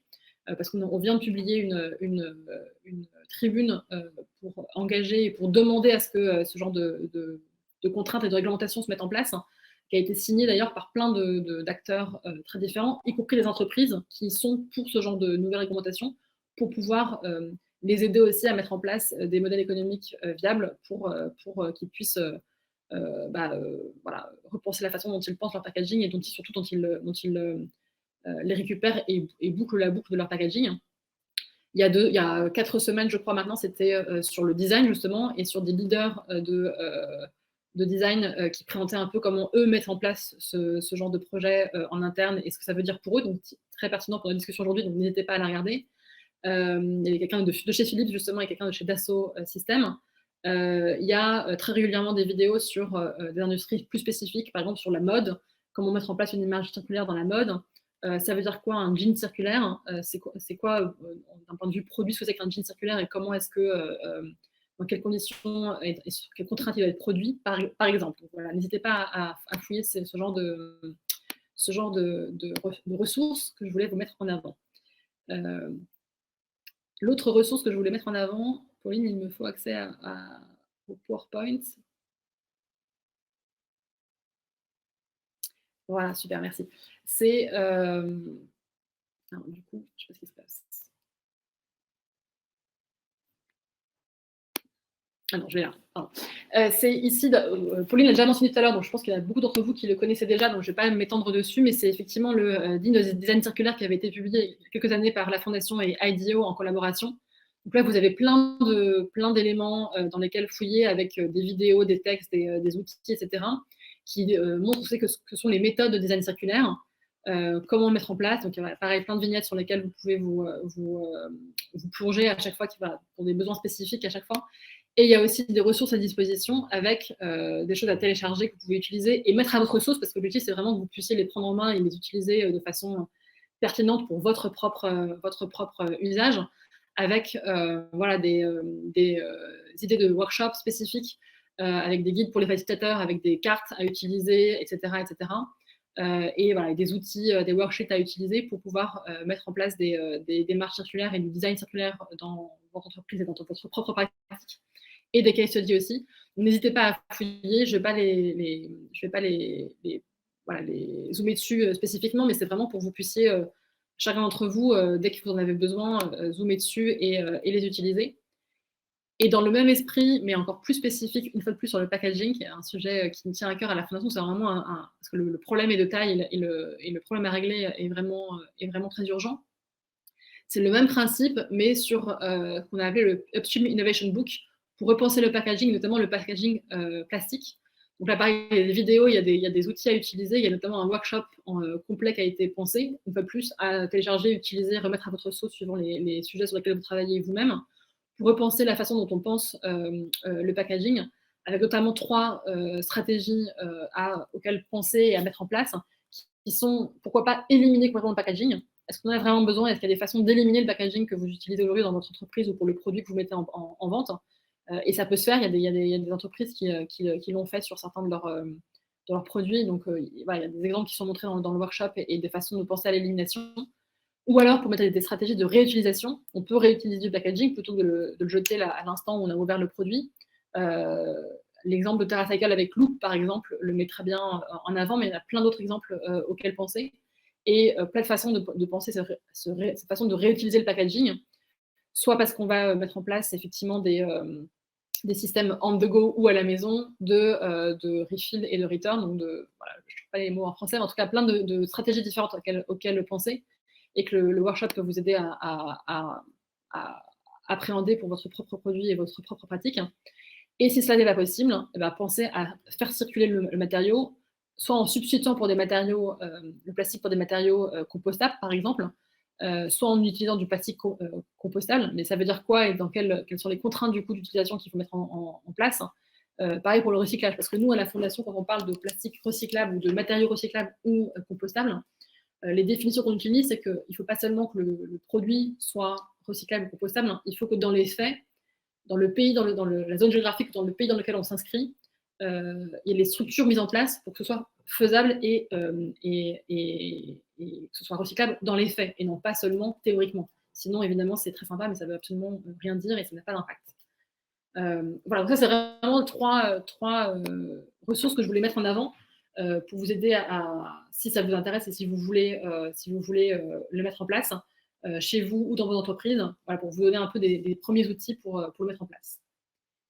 Donc, je vais m'arrêter de parler maintenant pour vous laisser un peu la parole et répondre à vos questions. Voilà, je suis prête à en faire une discussion. Enfin, vraiment, n'hésitez pas. Je suis vraiment là pour ça, pour répondre à toutes les questions que vous pouvez avoir sur ce qu'on a vu ensemble là, dans la présentation, mais aussi au-delà sur s'il y a d'autres sujets sur le design circulaire que je n'ai pas évoqué, mais que vous voulez discuter ensemble. Je suis tout à fait prête et intéressée pour en parler ensemble. Merci beaucoup, Alice. C'était déjà hyper bien. Et il y a des super questions. Là, ça a éveillé aussi. Tu peux regarder aussi dans le chat après, peut-être. Tu ne pourras pas tout faire. Alors, on a donc là, on peut commencer à voter un petit peu pour les meilleures questions, enfin, qui vous intéressent en tout cas en tant que collectif. Donc, Nelly pose la question. Donc, sur les organisations que vous accompagnez, combien de mois, années sont envisagés pour passer à une stratégie circulaire et quels sont les facteurs qui favorisent ou freinent la transition dans ces organisations? Alors, ça, c'est une super question. Je distinguerai différents moments dans cette stratégie circulaire. C'est-à-dire que je pense qu'il faut d'abord aller à la phase de prise de conscience de l'étendue du problème et du problème et de la pensée de la stratégie. Et ensuite, il y a les phases d'implémentation. Et là, du coup, les phases d'implémentation, je pense qu'elles sont, si on pense à l'échelle de l'organisation en tant que telle et de l'entreprise en tant que telle, surtout si on pense à des entreprises multinationales, ça va se faire sur des échelles d'une dizaine d'années, des dizaines d'années au moins. Après, sur des projets, des programmes circulaires pour, par exemple, mettre en place un système de take-back pour un type de produit dans un type de géographie, ça va être beaucoup plus court, parce qu'on va pouvoir commencer par un pilote qui va se faire en quelques mois, sur lequel on va pouvoir apprendre, sur lequel on va pouvoir après faire une V2, et après mettre en place à l'échelle typiquement au niveau du pays. Donc je pense que c'est vraiment, il y a une échelle de temps qui en fait va varier suivant ce dont on parle dans la transition circulaire. Après, si on parle vraiment au tout début et qu'on parle de la prise de conscience et la création d'une première stratégie circulaire, moi, je pense qu'il faut penser à c'est 1 ou 2 ans, je pense, en termes d'abord de prise de conscience de l'étendue du problème et de la faculté à faire presque un audit et une compréhension de là où on est rendu aujourd'hui. Et après, de quels vont être les premiers leviers, les différents leviers qu'on pourrait mobiliser et identifier les premiers sur lesquels on va pouvoir aller, sur lesquels on va pouvoir mettre en place des actions concrètes qui vont nous permettre d'apprendre et après d'étendre l'activité circulaire. Parce qu'une fois de plus, je pense qu'il faut vraiment voir ça comme des programmes de transformation qui sont... on a eu une vague, on est encore un peu dedans, on a fait des transformations digitales d'entreprise. On commence quelque part et à la fin, ça étend partout, on est bien d'accord.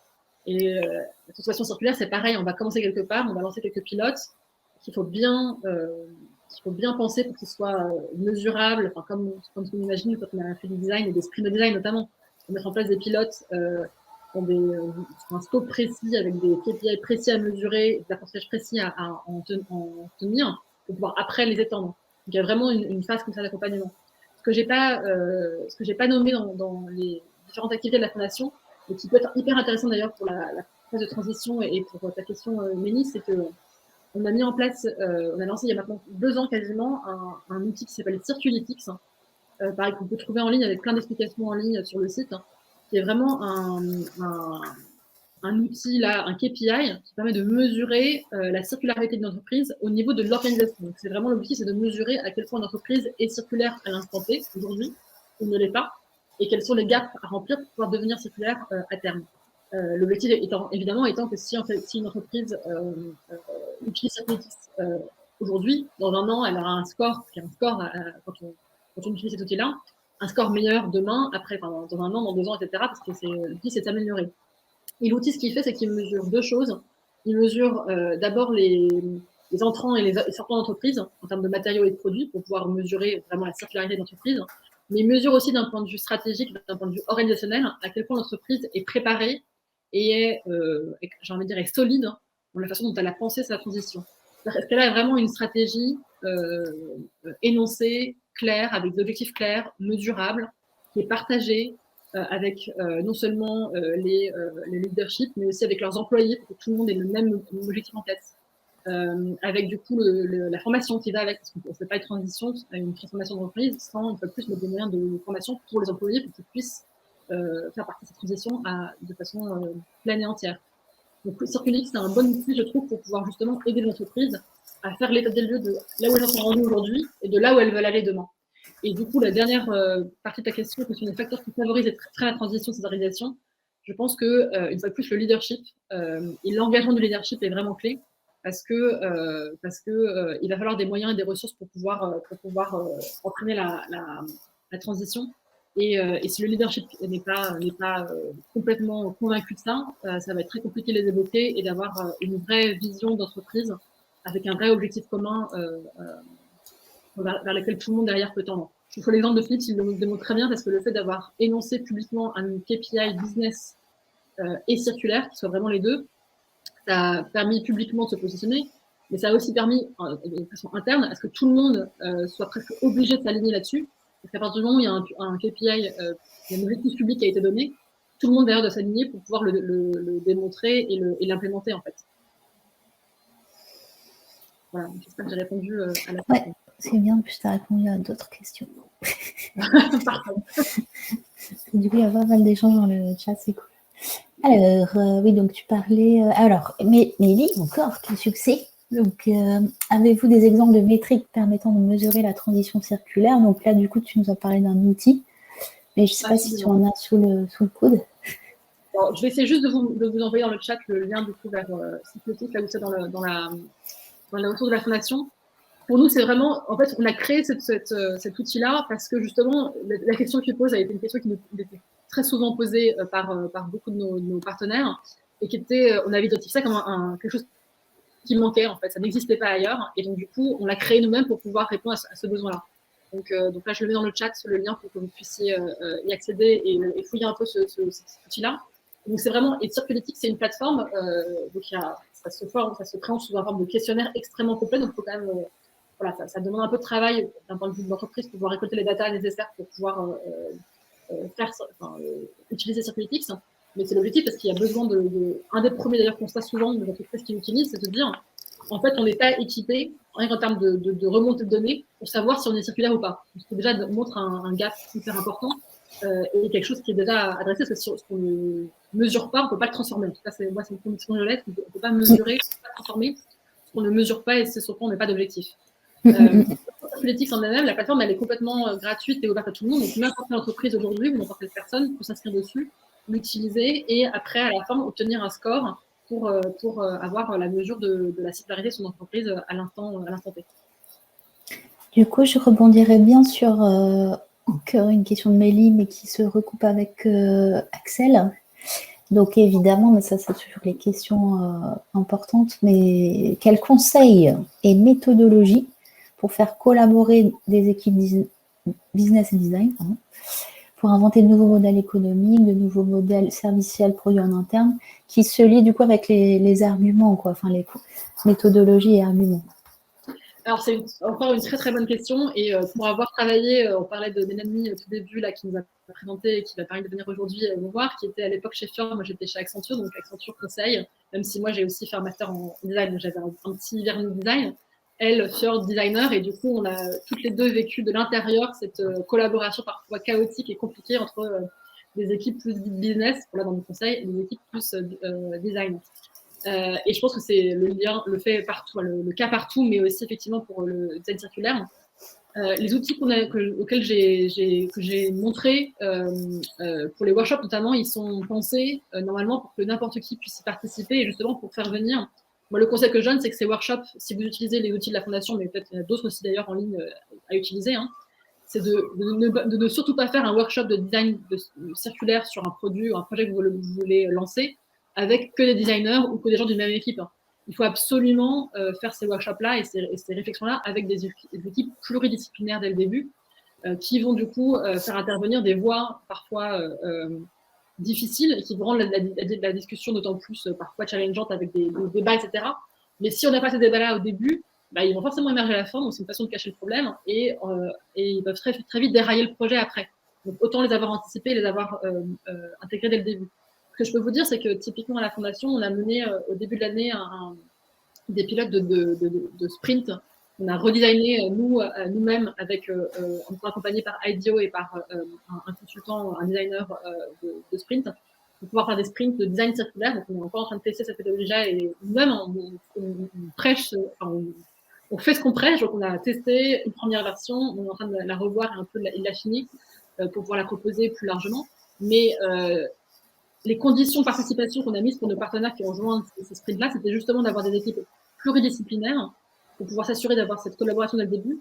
Et même pour certaines, et du coup, c'était hyper clé, je trouve, et c'est hyper important pour le design, parce que là, du coup, on a parlé de design circulaire et de transformation au sein de l'entreprise, que je n'ai pas encore dit, mais ce qui est vraiment aussi l'étape clé et parfois la plus bloquante de la transition vers l'économie circulaire, c'est que l'économie circulaire, personne, individuellement ou même une entreprise à titre organisationnel, ne pourra faire la transition seule. Et les exemples que j'ai donnés, Philips, Ikea, etc., ils en sont eux-mêmes très conscients. C'est-à-dire que même s'ils mettent en place des projets de transformation circulaire au sein de leur entreprise, qui sont clés dont ils ont besoin, donc je ne veux pas les minimiser, ils sont vraiment importants, mais de façon final, l'objectif final, si on veut vraiment aboutir à un système circulaire, une réalité d'économie circulaire, il faut que ces entreprises-là, elles puissent collaborer avec d'autres partenaires externes, d'autres entreprises privées, mais aussi des villes, mais aussi des partenaires publics, pour pouvoir mettre des systèmes circulaires à disposition de l'économie et des individus.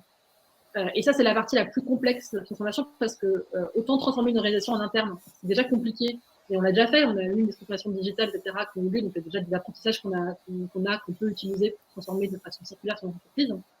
Mais transformer une entreprise en collaborant en externe avec parfois même des concurrents, ça c'est quelque chose qui est très nouveau pour les organisations. Ça peut être très bloquant parce que du coup, on n'a pas de réflexe auquel se rapprocher et il faut vraiment aller vers un inconnu parfois. Et donc ça veut dire vraiment bousculer les habitudes et aller vers quelque chose de beaucoup plus compliqué. Et du coup, pour revenir au design circulaire, nous on a mis en place certains sprints avec des entreprises différentes au sein du même sprint pour pouvoir favoriser la collaboration. Et le sprint, ce qu'il permet, c'est qu'on peut faire un sprint, on peut faire un workshop, on peut faire plein de façons, il y a plein de méthodes et de moyens différents. Ce qui est important pour moi, c'est le fait qu'il y ait ces interlocuteurs comment dire, multiples et diverses, enfin avec des connaissances diverses. Dans la discussion. Et c'est d'ailleurs un des rôles que nous, on remplit à la Fondation. C'est quelque chose qu'on nous redit d'ailleurs très souvent, c'est que c'est très compliqué pour certaines organisations d'avoir ce réflexe-là et de pouvoir avoir cet espace-là pour collaborer avec d'autres entreprises, surtout si on parle d'entreprises concurrentes. D'abord parce qu'il y a énormément de règles qui influent sur les collaborations. Il ne faut pas tomber dans un système d'entente quand on parlait au début de la présentation. Évidemment, c'est pas du tout l'objectif.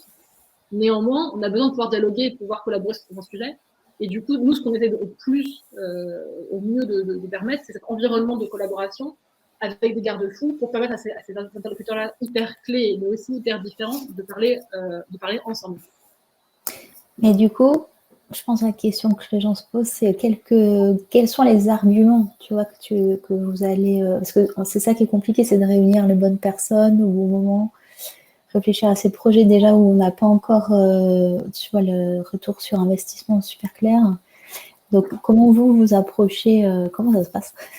Alors, c'est une très bonne question.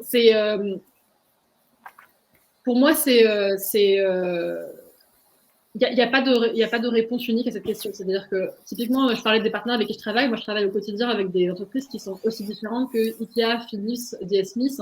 Elles ont des points communs, mais elles ont une industrie qui sont différentes, elles ont des façons de travailler qui sont différentes, elles ont des cultures qui sont différentes. Et en fait, les arguments, ils sont souvent ad hoc et ils sont souvent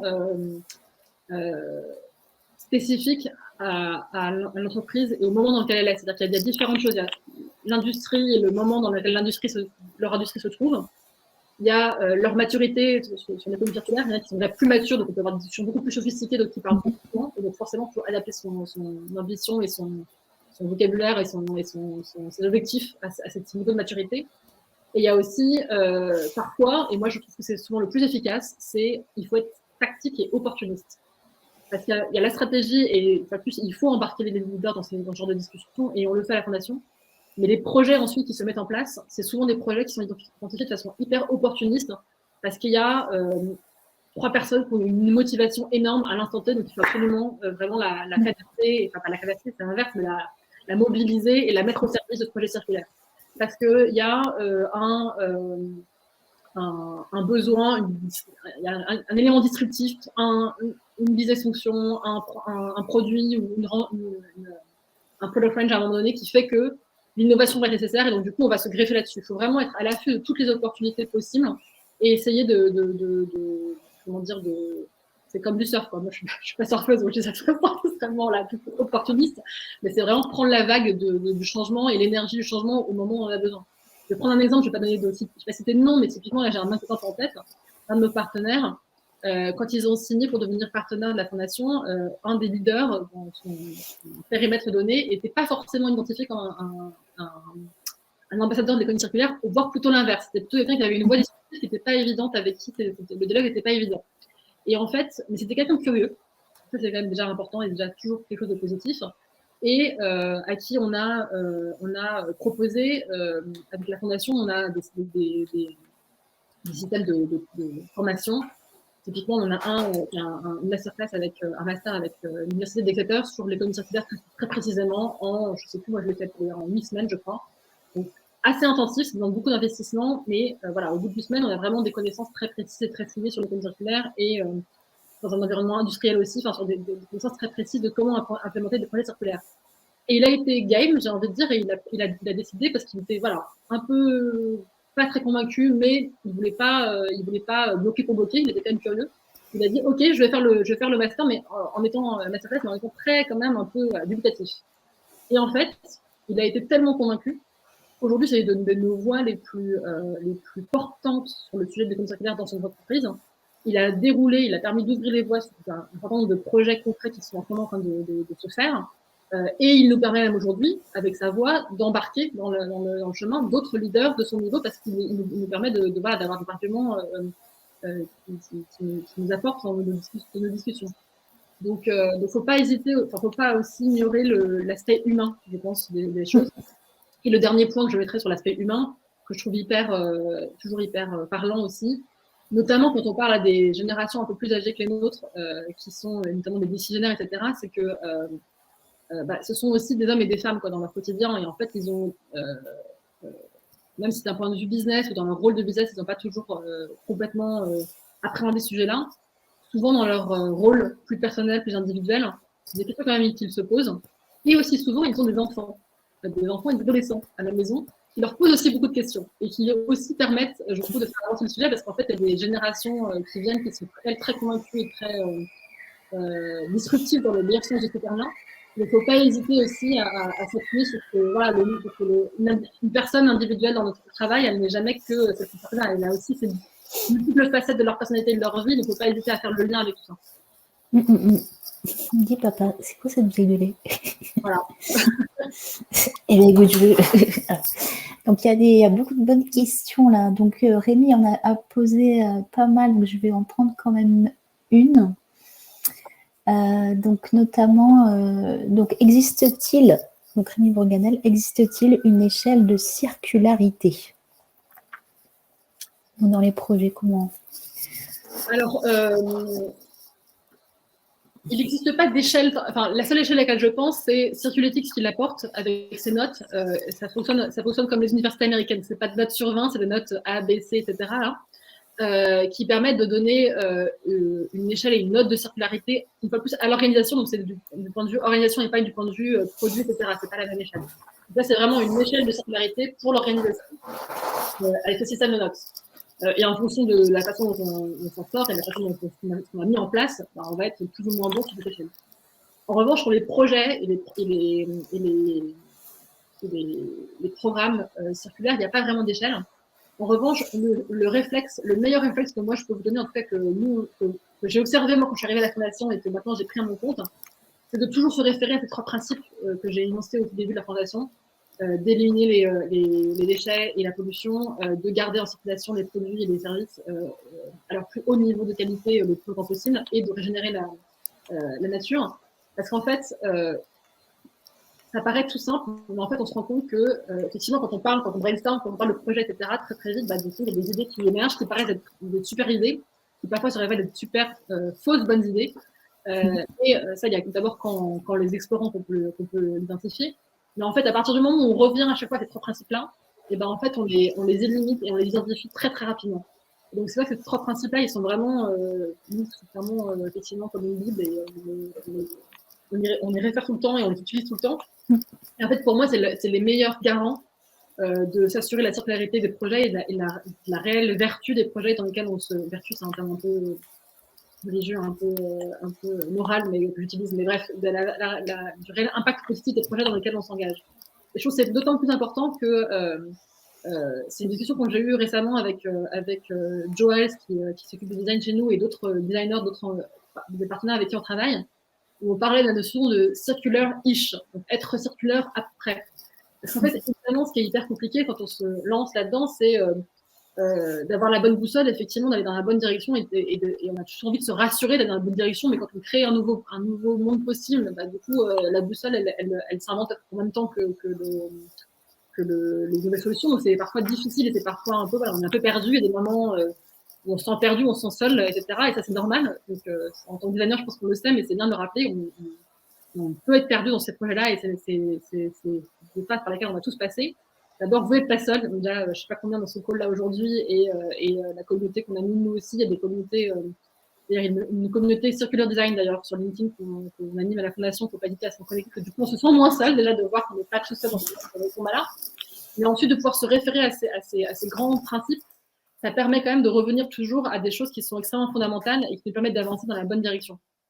Parce que ce problème des fausses bonnes idées, il est partout. Et il faut aussi se dire, parfois ça nous arrive de s'égarer, d'explorer une solution qui nous paraît bonne, et en fait, finalement, elle ne l'est pas. C'est pas grave. Ça fait partie du processus. Par contre, plus on se colle à ces trois principes-là, plus on sait qu'on va dans la bonne direction. Donc, c'est une sorte de matrice de priorisation. Exactement. Cool. Alors, Stéphane, une question intéressante aussi. As-tu des exemples de design circulaire qui embarquent aussi le biomimétisme et la régénération d'écosystèmes naturels? Alors, c'est une super question. C'est moins un sujet que je connais parce que moi, mes partenaires, ils travaillent plus sur la partie technologique, sur la partie biologique. On sait que je les connais moins, ces exemples-là. Je vais essayer de réfléchir rapidement. On a une librairie de case study sur le site de la Fondation et avec des mots-clés. Donc, je pense que si tu cherches ça, tu pourrais probablement en trouver. Ce à quoi je pense typiquement, mais je vais expliquer de façon succincte parce que c'est par exemple que je connais très, très bien en détail. Mais je sais qu'on a un agriculteur brésilien qui travaille avec la Fondation, qui notamment, si je ne me trompe pas, qui produit de la canne à sucre, je crois, et qui est d'abord seul en observant, quand il a hérité en fait sa production de son père, il me semble, à observer la façon dont ses champs fonctionnaient versus la nature plus proche qu'il voyait et l'écosystème qu'il voyait dans la nature et la façon dont il s'autorégulait versus lui, il avait de la production de monoculture avec ses cannes à sucre, etc., avec un système traditionnel d'agriculture, et il voyait bien qu'il y avait quand même des dysfonctionnements et que la façon dont la nature régulait les choses à côté ne fonctionnait pas du tout chez lui, voire même plutôt en négatif. Et du coup, en s'inspirant de ce qu'il voyait dans la forêt à côté de chez lui, il a mis en place des choses dans sa production de canne à sucre pour pouvoir changer sa façon de produire, pour devenir aujourd'hui une production régénératrice, et par ailleurs, pour pouvoir, en augmentant ses rendements. Donc, c'est devenu une des productions les plus rentables, je ne sais pas si on parle de terme en termes d'agriculture, mais avec le plus de rendement possible, tout en étant avec des systèmes complètement différents de ce qu'il faisait à l'origine. Et ça, il l'a mis en place vraiment en observant autour de lui comment ça fonctionnait, en essayant de s'en inspirer pour sa propre exploitation. Ça, c'est un exemple auquel je pense. Il y en a quelques autres. Je sais que je crois que c'est Danone qui a mis en place quelque chose dans les Alpes mais bon, comme je les connais moins, je ne veux pas m'avancer et dire des bêtises, mais sur le site de la Fondation, n'hésite pas à regarder dans les case studies, il y en a plusieurs qui le présentent. Ok, et du coup, où est-ce qu'on pourrait trouver tu pourrais peut-être nous envoyer un petit lien ou pas? Oui, je ne trouvais pas, je vous envoie tout de suite. Dans les chats, ça serait sympa. Je vais vous envoyer tous les liens qu'on a partagés là, dans le mail récap. Alors, il est 19h29. Une petite question facile. Sinon... je suppose, il n'y a pas de... Donc, Rémi, sinon, c'est sympa de vivre sur l'île. Ça a l'air sympa, on entend les mouettes et tout. On entend les mouettes et les bateaux parfois, il y a des bateaux, voilà. C'est sympa de vivre sur l'île. Alors moi, j'étais à Paris, donc c'est vrai que le changement de vie a été important. Bon, là, pendant les mois, l'année qu'on a passé tous, finalement, mieux vaut travailler de chez soi, près de la mer, pouvoir faire des balades près de la mer, quand on est en pause, que travailler chez soi à Paris, je pense. Donc j'étais plutôt une privilégiée. Mais je dois dire, en tant qu'ancienne parisienne, que Paris et la France me manquent. Là, je prépare mon retour. Je suis assez impatiente de retrouver Paris. Ah, bah, on va pouvoir se voir. Exactement. Mais en tout cas, on a la chance de t'avoir. Donc merci beaucoup. Est-ce que tu veux prendre une autre question ou on arrête là parce qu'il y a vraiment des questions top. Je vais prendre celle de Gita parce que je la trouve sympa. Et donc, pour ceux qui doivent partir, eh bien, allez-y. Moi, je ne vais pas rester non plus très longtemps. Mais en tout cas, c'est vrai que c'est passionnant, c'est très court. Donc, on continuera toujours ces types d'événements. Donc, on va continuer. Peut-être qu'on t'accueillera à nouveau, si tu veux bien, si tu as le temps. Si tu reviens à Paris, ce serait cool. Alors, Gita, donc, comment se passe un projet de transition vers le circulaire type à la Fondation MacArthur? Est-ce que c'est du conseil avec un découpage projet type ou y a-t-il des étapes spécifiques à la circularité? C'est une très bonne question qui permet de dire qu'effectivement, nous, on n'est pas un cabinet de conseil. Donc, nous, on accompagne nos partenaires, mais avec un rôle très spécifique qui est les rôles dont je parlais au début de la présentation, qui sont vraiment de rassembler des parties prenantes très, très diverses, typiquement corporate, public, etc., qui d'ailleurs n'ont souvent pas forcément l'habitude de parler ensemble, de dialoguer et de collaborer ensemble. Donc, ça fait partie des challenges qu'on essaie d'adresser. Parce que pour un projet récemment, là, c'est marrant, je parlais avec un de nos partenaires qui disait, mais la ville, typiquement, c'est devenu de nos projets circulaires, c'est devenu un interlocuteur clé, et avec qui on n'a jamais besoin de parler avant. Donc en fait, on ne les connaît pas. On ne sait pas comment leur parler, on ne sait pas quels sont leurs problèmes, on ne sait pas comment travailler ensemble. Donc ça, c'est typiquement des choses auxquelles on peut aider. Par contre, nous, on ne mène pas de projet. On accompagne des partenaires qui mènent leur propre projet, mais on n'a pas les ressources nécessaires, on n'est pas assez nombreux pour mener des projets. Donc nos partenaires, ils mènent leurs projets avec des gens, des ressources en interne, ou alors avec des cabinets parfois de conseil. Et nous, dans ce projet-là, on a un rôle de challenge où on intervient à des moments clés, où on vient être un peu les petits éléments disruptifs, où on pose des questions, où on challenge sur certains objectifs, où on rappelle justement les trois principes de l'économie circulaire en disant, attendez, c'est sûr, là, on a vraiment pensé à ça parce qu'on n'est pas, je pense que la direction que vous allez, c'est pas bonne, la meilleure, etc. On a ce rôle un peu de sparring partner, je dirais, mais on n'a pas un rôle de conseil en tant que tel. D'abord, on fait plus pour une question de ressources, on n'a pas la taille suffisante ou le nombre de personnes que très nécessaire pour ça. Et aussi parce qu'il y a potentiellement d'autres qui pourraient le faire aussi bien que nous. On a une fondation, donc on a un objectif de rendre un service au plus grand nombre. Et donc on essaie de prendre des rôles qui ne sont pas faisables ou facilement faisables par d'autres, mais on n'a pas un objectif après tous les projets circulaires, on estime que c'est à nos partenaires d'investir dedans, y compris leurs propres ressources, en fait. C'est d'ailleurs un challenge qu'on leur apporte très souvent dans le début de notre relation, c'est de dire on va avec plaisir pour vous challenger, pour vous apporter les outils qu'on a à disposition et faire des liens que vous n'avez pas forcément faire, on va apporter une expertise, vous n'avez pas forcément, vous allez devoir construire chez vous. Par contre, c'est à vous d'investir dans des ressources et des investissements financiers derrière, parce que la décision elle est la vôtre, donc c'est à vous de mettre les efforts derrière. Ok, je suis en train de compiler les ressources en parallèle. Donc c'est bon. Alors peut-être encore une dernière question. Allez, ouais. je gratte, j'aime pas ça. Bon, c'est cool maintenant. Alors, donc oui, alors il y avait une question de Farah que j'aimais bien parce que c'est vrai qu'elle est intéressante, enfin, en termes de circularité au niveau des entreprises, au niveau de l'énergie, enfin la ressource humaine qu'on déploie en fait pour faire des projets qui servent peut-être aujourd'hui grâce aux UX, peut-être, mais en même temps, là ce qu'elle indique, c'est lorsqu'on parle agilité, on parle d'itération. Itérer, c'est améliorer, voire jeter une version du produit. Et considère-t-on que l'agilité et trop de boucles d'itération ne sont pas éco-responsables? Alors moi, je dirais non. Je répondrais non très clairement à cette question parce que je pense que l'itération, ça fait partie de c'est un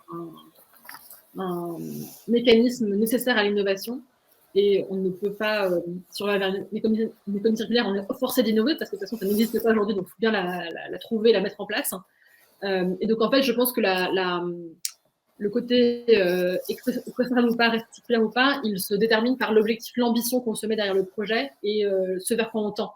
Et après, autant de boucles, autant d'itérations qu'il va falloir utiliser pour y arriver, ça me va. À condition que l'objectif qu'on s'est fixé, qu'on le revérifie bien, parce que quand on fait des itérations, on s'égare en chemin, donc il faut bien toujours revérifier qu'on va bien toujours dans la bonne direction.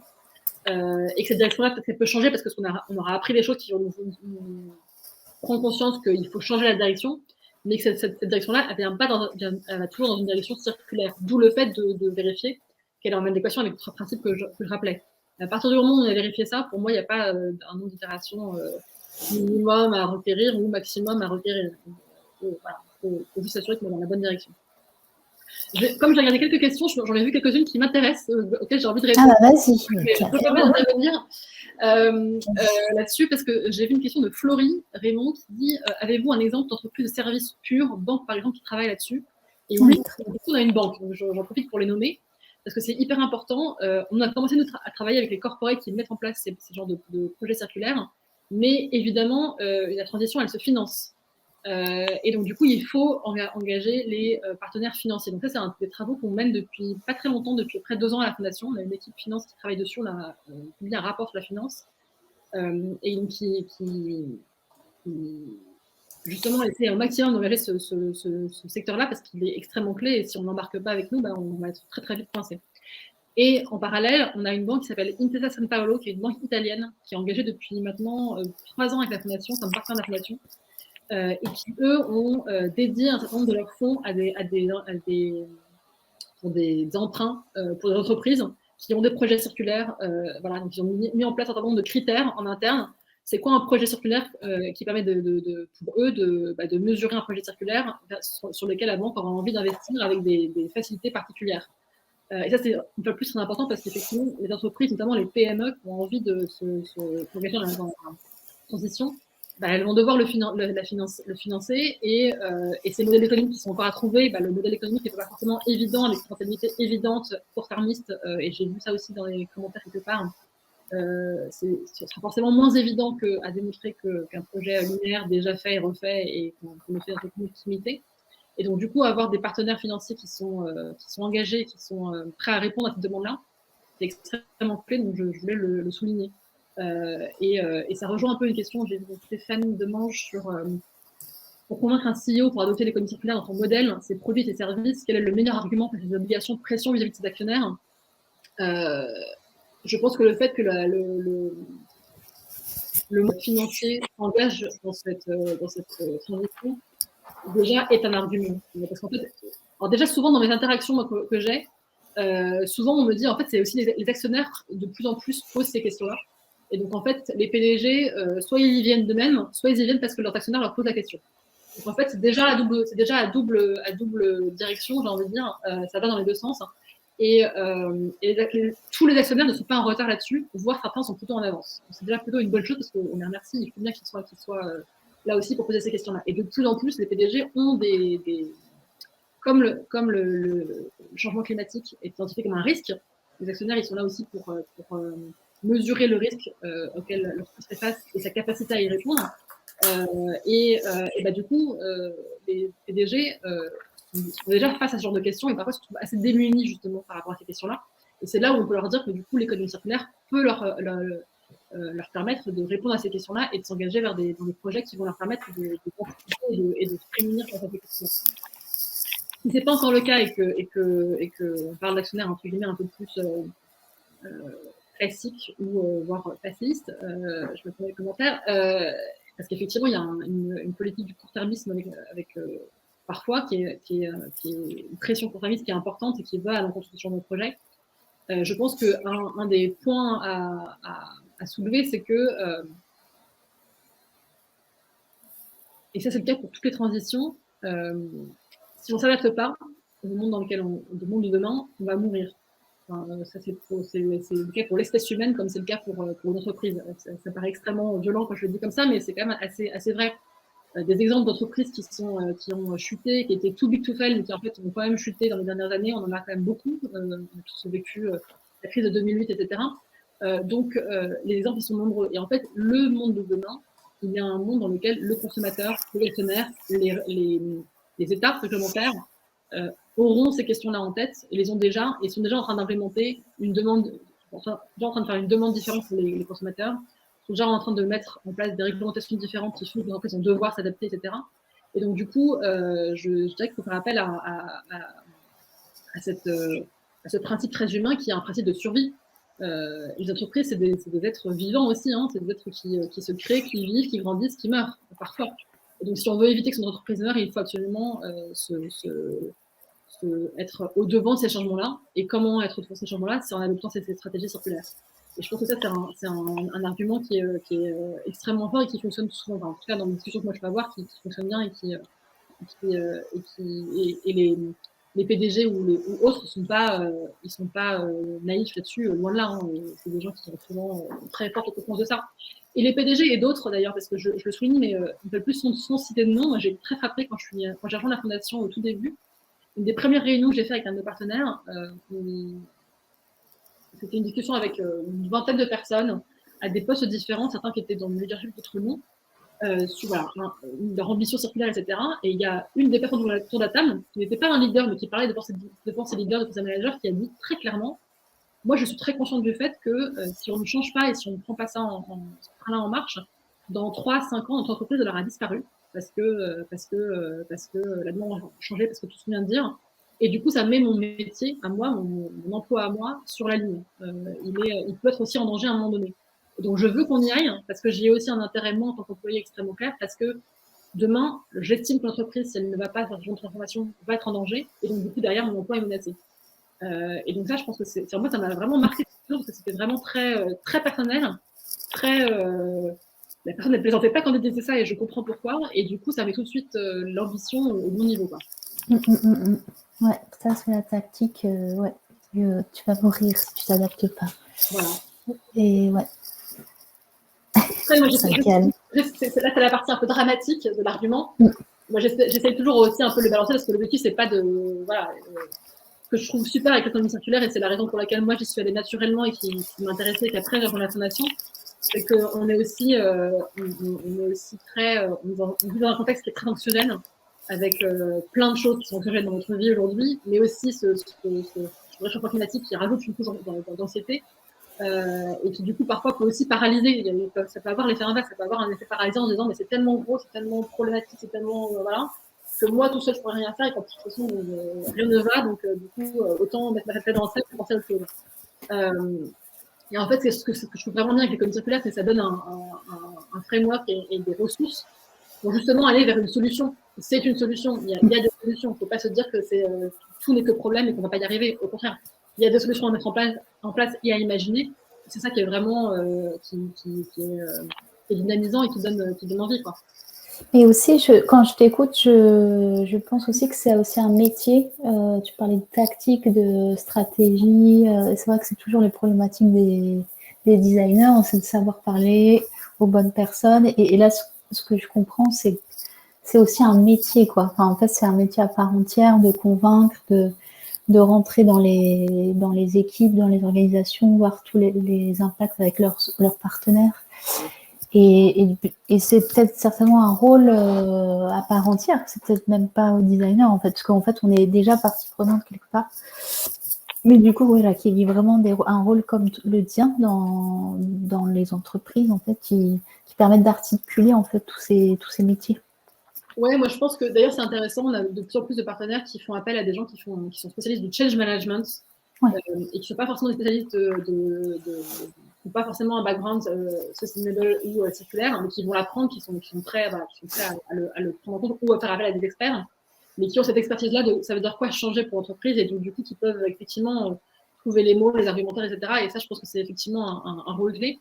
Pour ce qui est le rôle du designer, ce que j'ai peut-être pas dit, ce que j'aurais plus dire plutôt avant quand il y avait encore plus de personnes, parce que c'est un point hyper important. C'est hyper intéressant. C'est hyper intéressant pour les designers dans ce genre de projet, et quand j'ai parlé notamment des entreprises comme Ikea et DS Smith et Philips qui en font partie, c'est qu'effectivement le designer, parce qu'il a ce rôle clé dans la phase de conception, tout de suite il est identifié comme une ressource clé et comme une audience clé, enfin en tout cas une personne clé à engager dans cette transformation-là et à équiper, à accompagner, mais qui est du coup voilà, comment dire, dans les premières personnes, dans les premières fonctions d'entreprise identifiées comme étant partie prenante de cette transformation-là, le designer en fait souvent partie. Mais ce qui du coup veut dire que le designer est souvent pionnier au sein de sa propre organisation. Et que du coup, qu'il le veuille ou non presque, il va du coup avoir ce rôle au sein d'équipes pluridisciplinaires, avoir cette voix de pionnier qui va vouloir, avoir envie de convaincre les autres. Ou en tout cas qui va pouvoir aussi apporter ce que lui, son propre cheminement, et ce qu'il aura appris dans un cheminement individuel ou dans professionnel, enfin personnel ou professionnel, de ce qu'il en a compris, des difficultés auxquelles il a fait face, des ressources qui lui ont été utiles, etc. Et je pense que ça, c'est un rôle que le designer du coup, prend de plus en plus. Oui. Moi, je trouve, alors, ça peut donner une pression supplémentaire, mais je trouve que ça revalorise aussi d'autant plus le rôle et la voix du designer dans l'entreprise. Et ce que je trouve aussi d'autant plus intéressant, c'est que ça le met vraiment au centre de la transformation, et au centre voilà, ça peut devenir après, s'il en a envie, une ressource pour le reste de l'entreprise et le reste de ses collègues, de connaissances auxquelles faire appel en fait. Oui, c'est ça. C'est-à-dire ça peut marcher effectivement c'est ce qu'on prône aussi, mais dans nos formations. C'est effectivement se développer ce rôle de design au niveau stratégique. Mais peut-être dans beaucoup d'entreprises, ils seront peut-être plus rassurés par un profil plus business avec une formation comme toi, design, et tu n'es pas forcément designer à l'origine. Parce que du coup, tu as peut-être les codes ou c'est d'autres. Tu vois, les designers dans les équipes peu matures, on reste les gens qui font le joli, quoi, les trucs sympas, quoi. Ce qui, j'espère, t'aura changé, et effectivement, et le rôle du design circulaire, du coup, moi en avant à quel point c'est des équipes qui sont justement stratégiques et non pas là pour faire joli. Elles sont vraiment là pour penser les choses dès le début. Ça fait penser deux choses que tu me dis. C'est la première, c'est une discussion que j'ai eue avec DSP qui sont des experts du packaging et qui ont 700 designers qui sont des experts du design de packaging et qui me disaient de façon très, très claire et très franche, mais nous, le packaging, on est comme le design en organisation, on arrive en dernier. Notre client, il a déjà imaginé le produit qu'il va mettre à disposition, son système de distribution, enfin tout ce qu'il aura déjà tout imaginé. Il vient vers nous juste pour faire cette espèce de couche là, de protection et qui aura le support. Mais on arrive en dernier. Alors qu'en fait, si on arrivait beaucoup plus tôt dans la discussion, on pourrait avoir un rôle beaucoup plus important et on pourrait apporter des solutions beaucoup plus impactantes qui permettent à ces entreprises-là de limiter leur impact et de penser leur design de packaging différemment. Que si on veut par exemple supprimer le packaging, ça va forcément avoir un impact sur la façon dont on design le produit en lui-même. Les deux vont se faire. Et ça, c'est hyper clé et je pense que c'est clé pour les individus, les designers dans l'organisation, mais c'est aussi clé pour certaines organisations avec les parties prenantes avec lesquelles elles travaillent.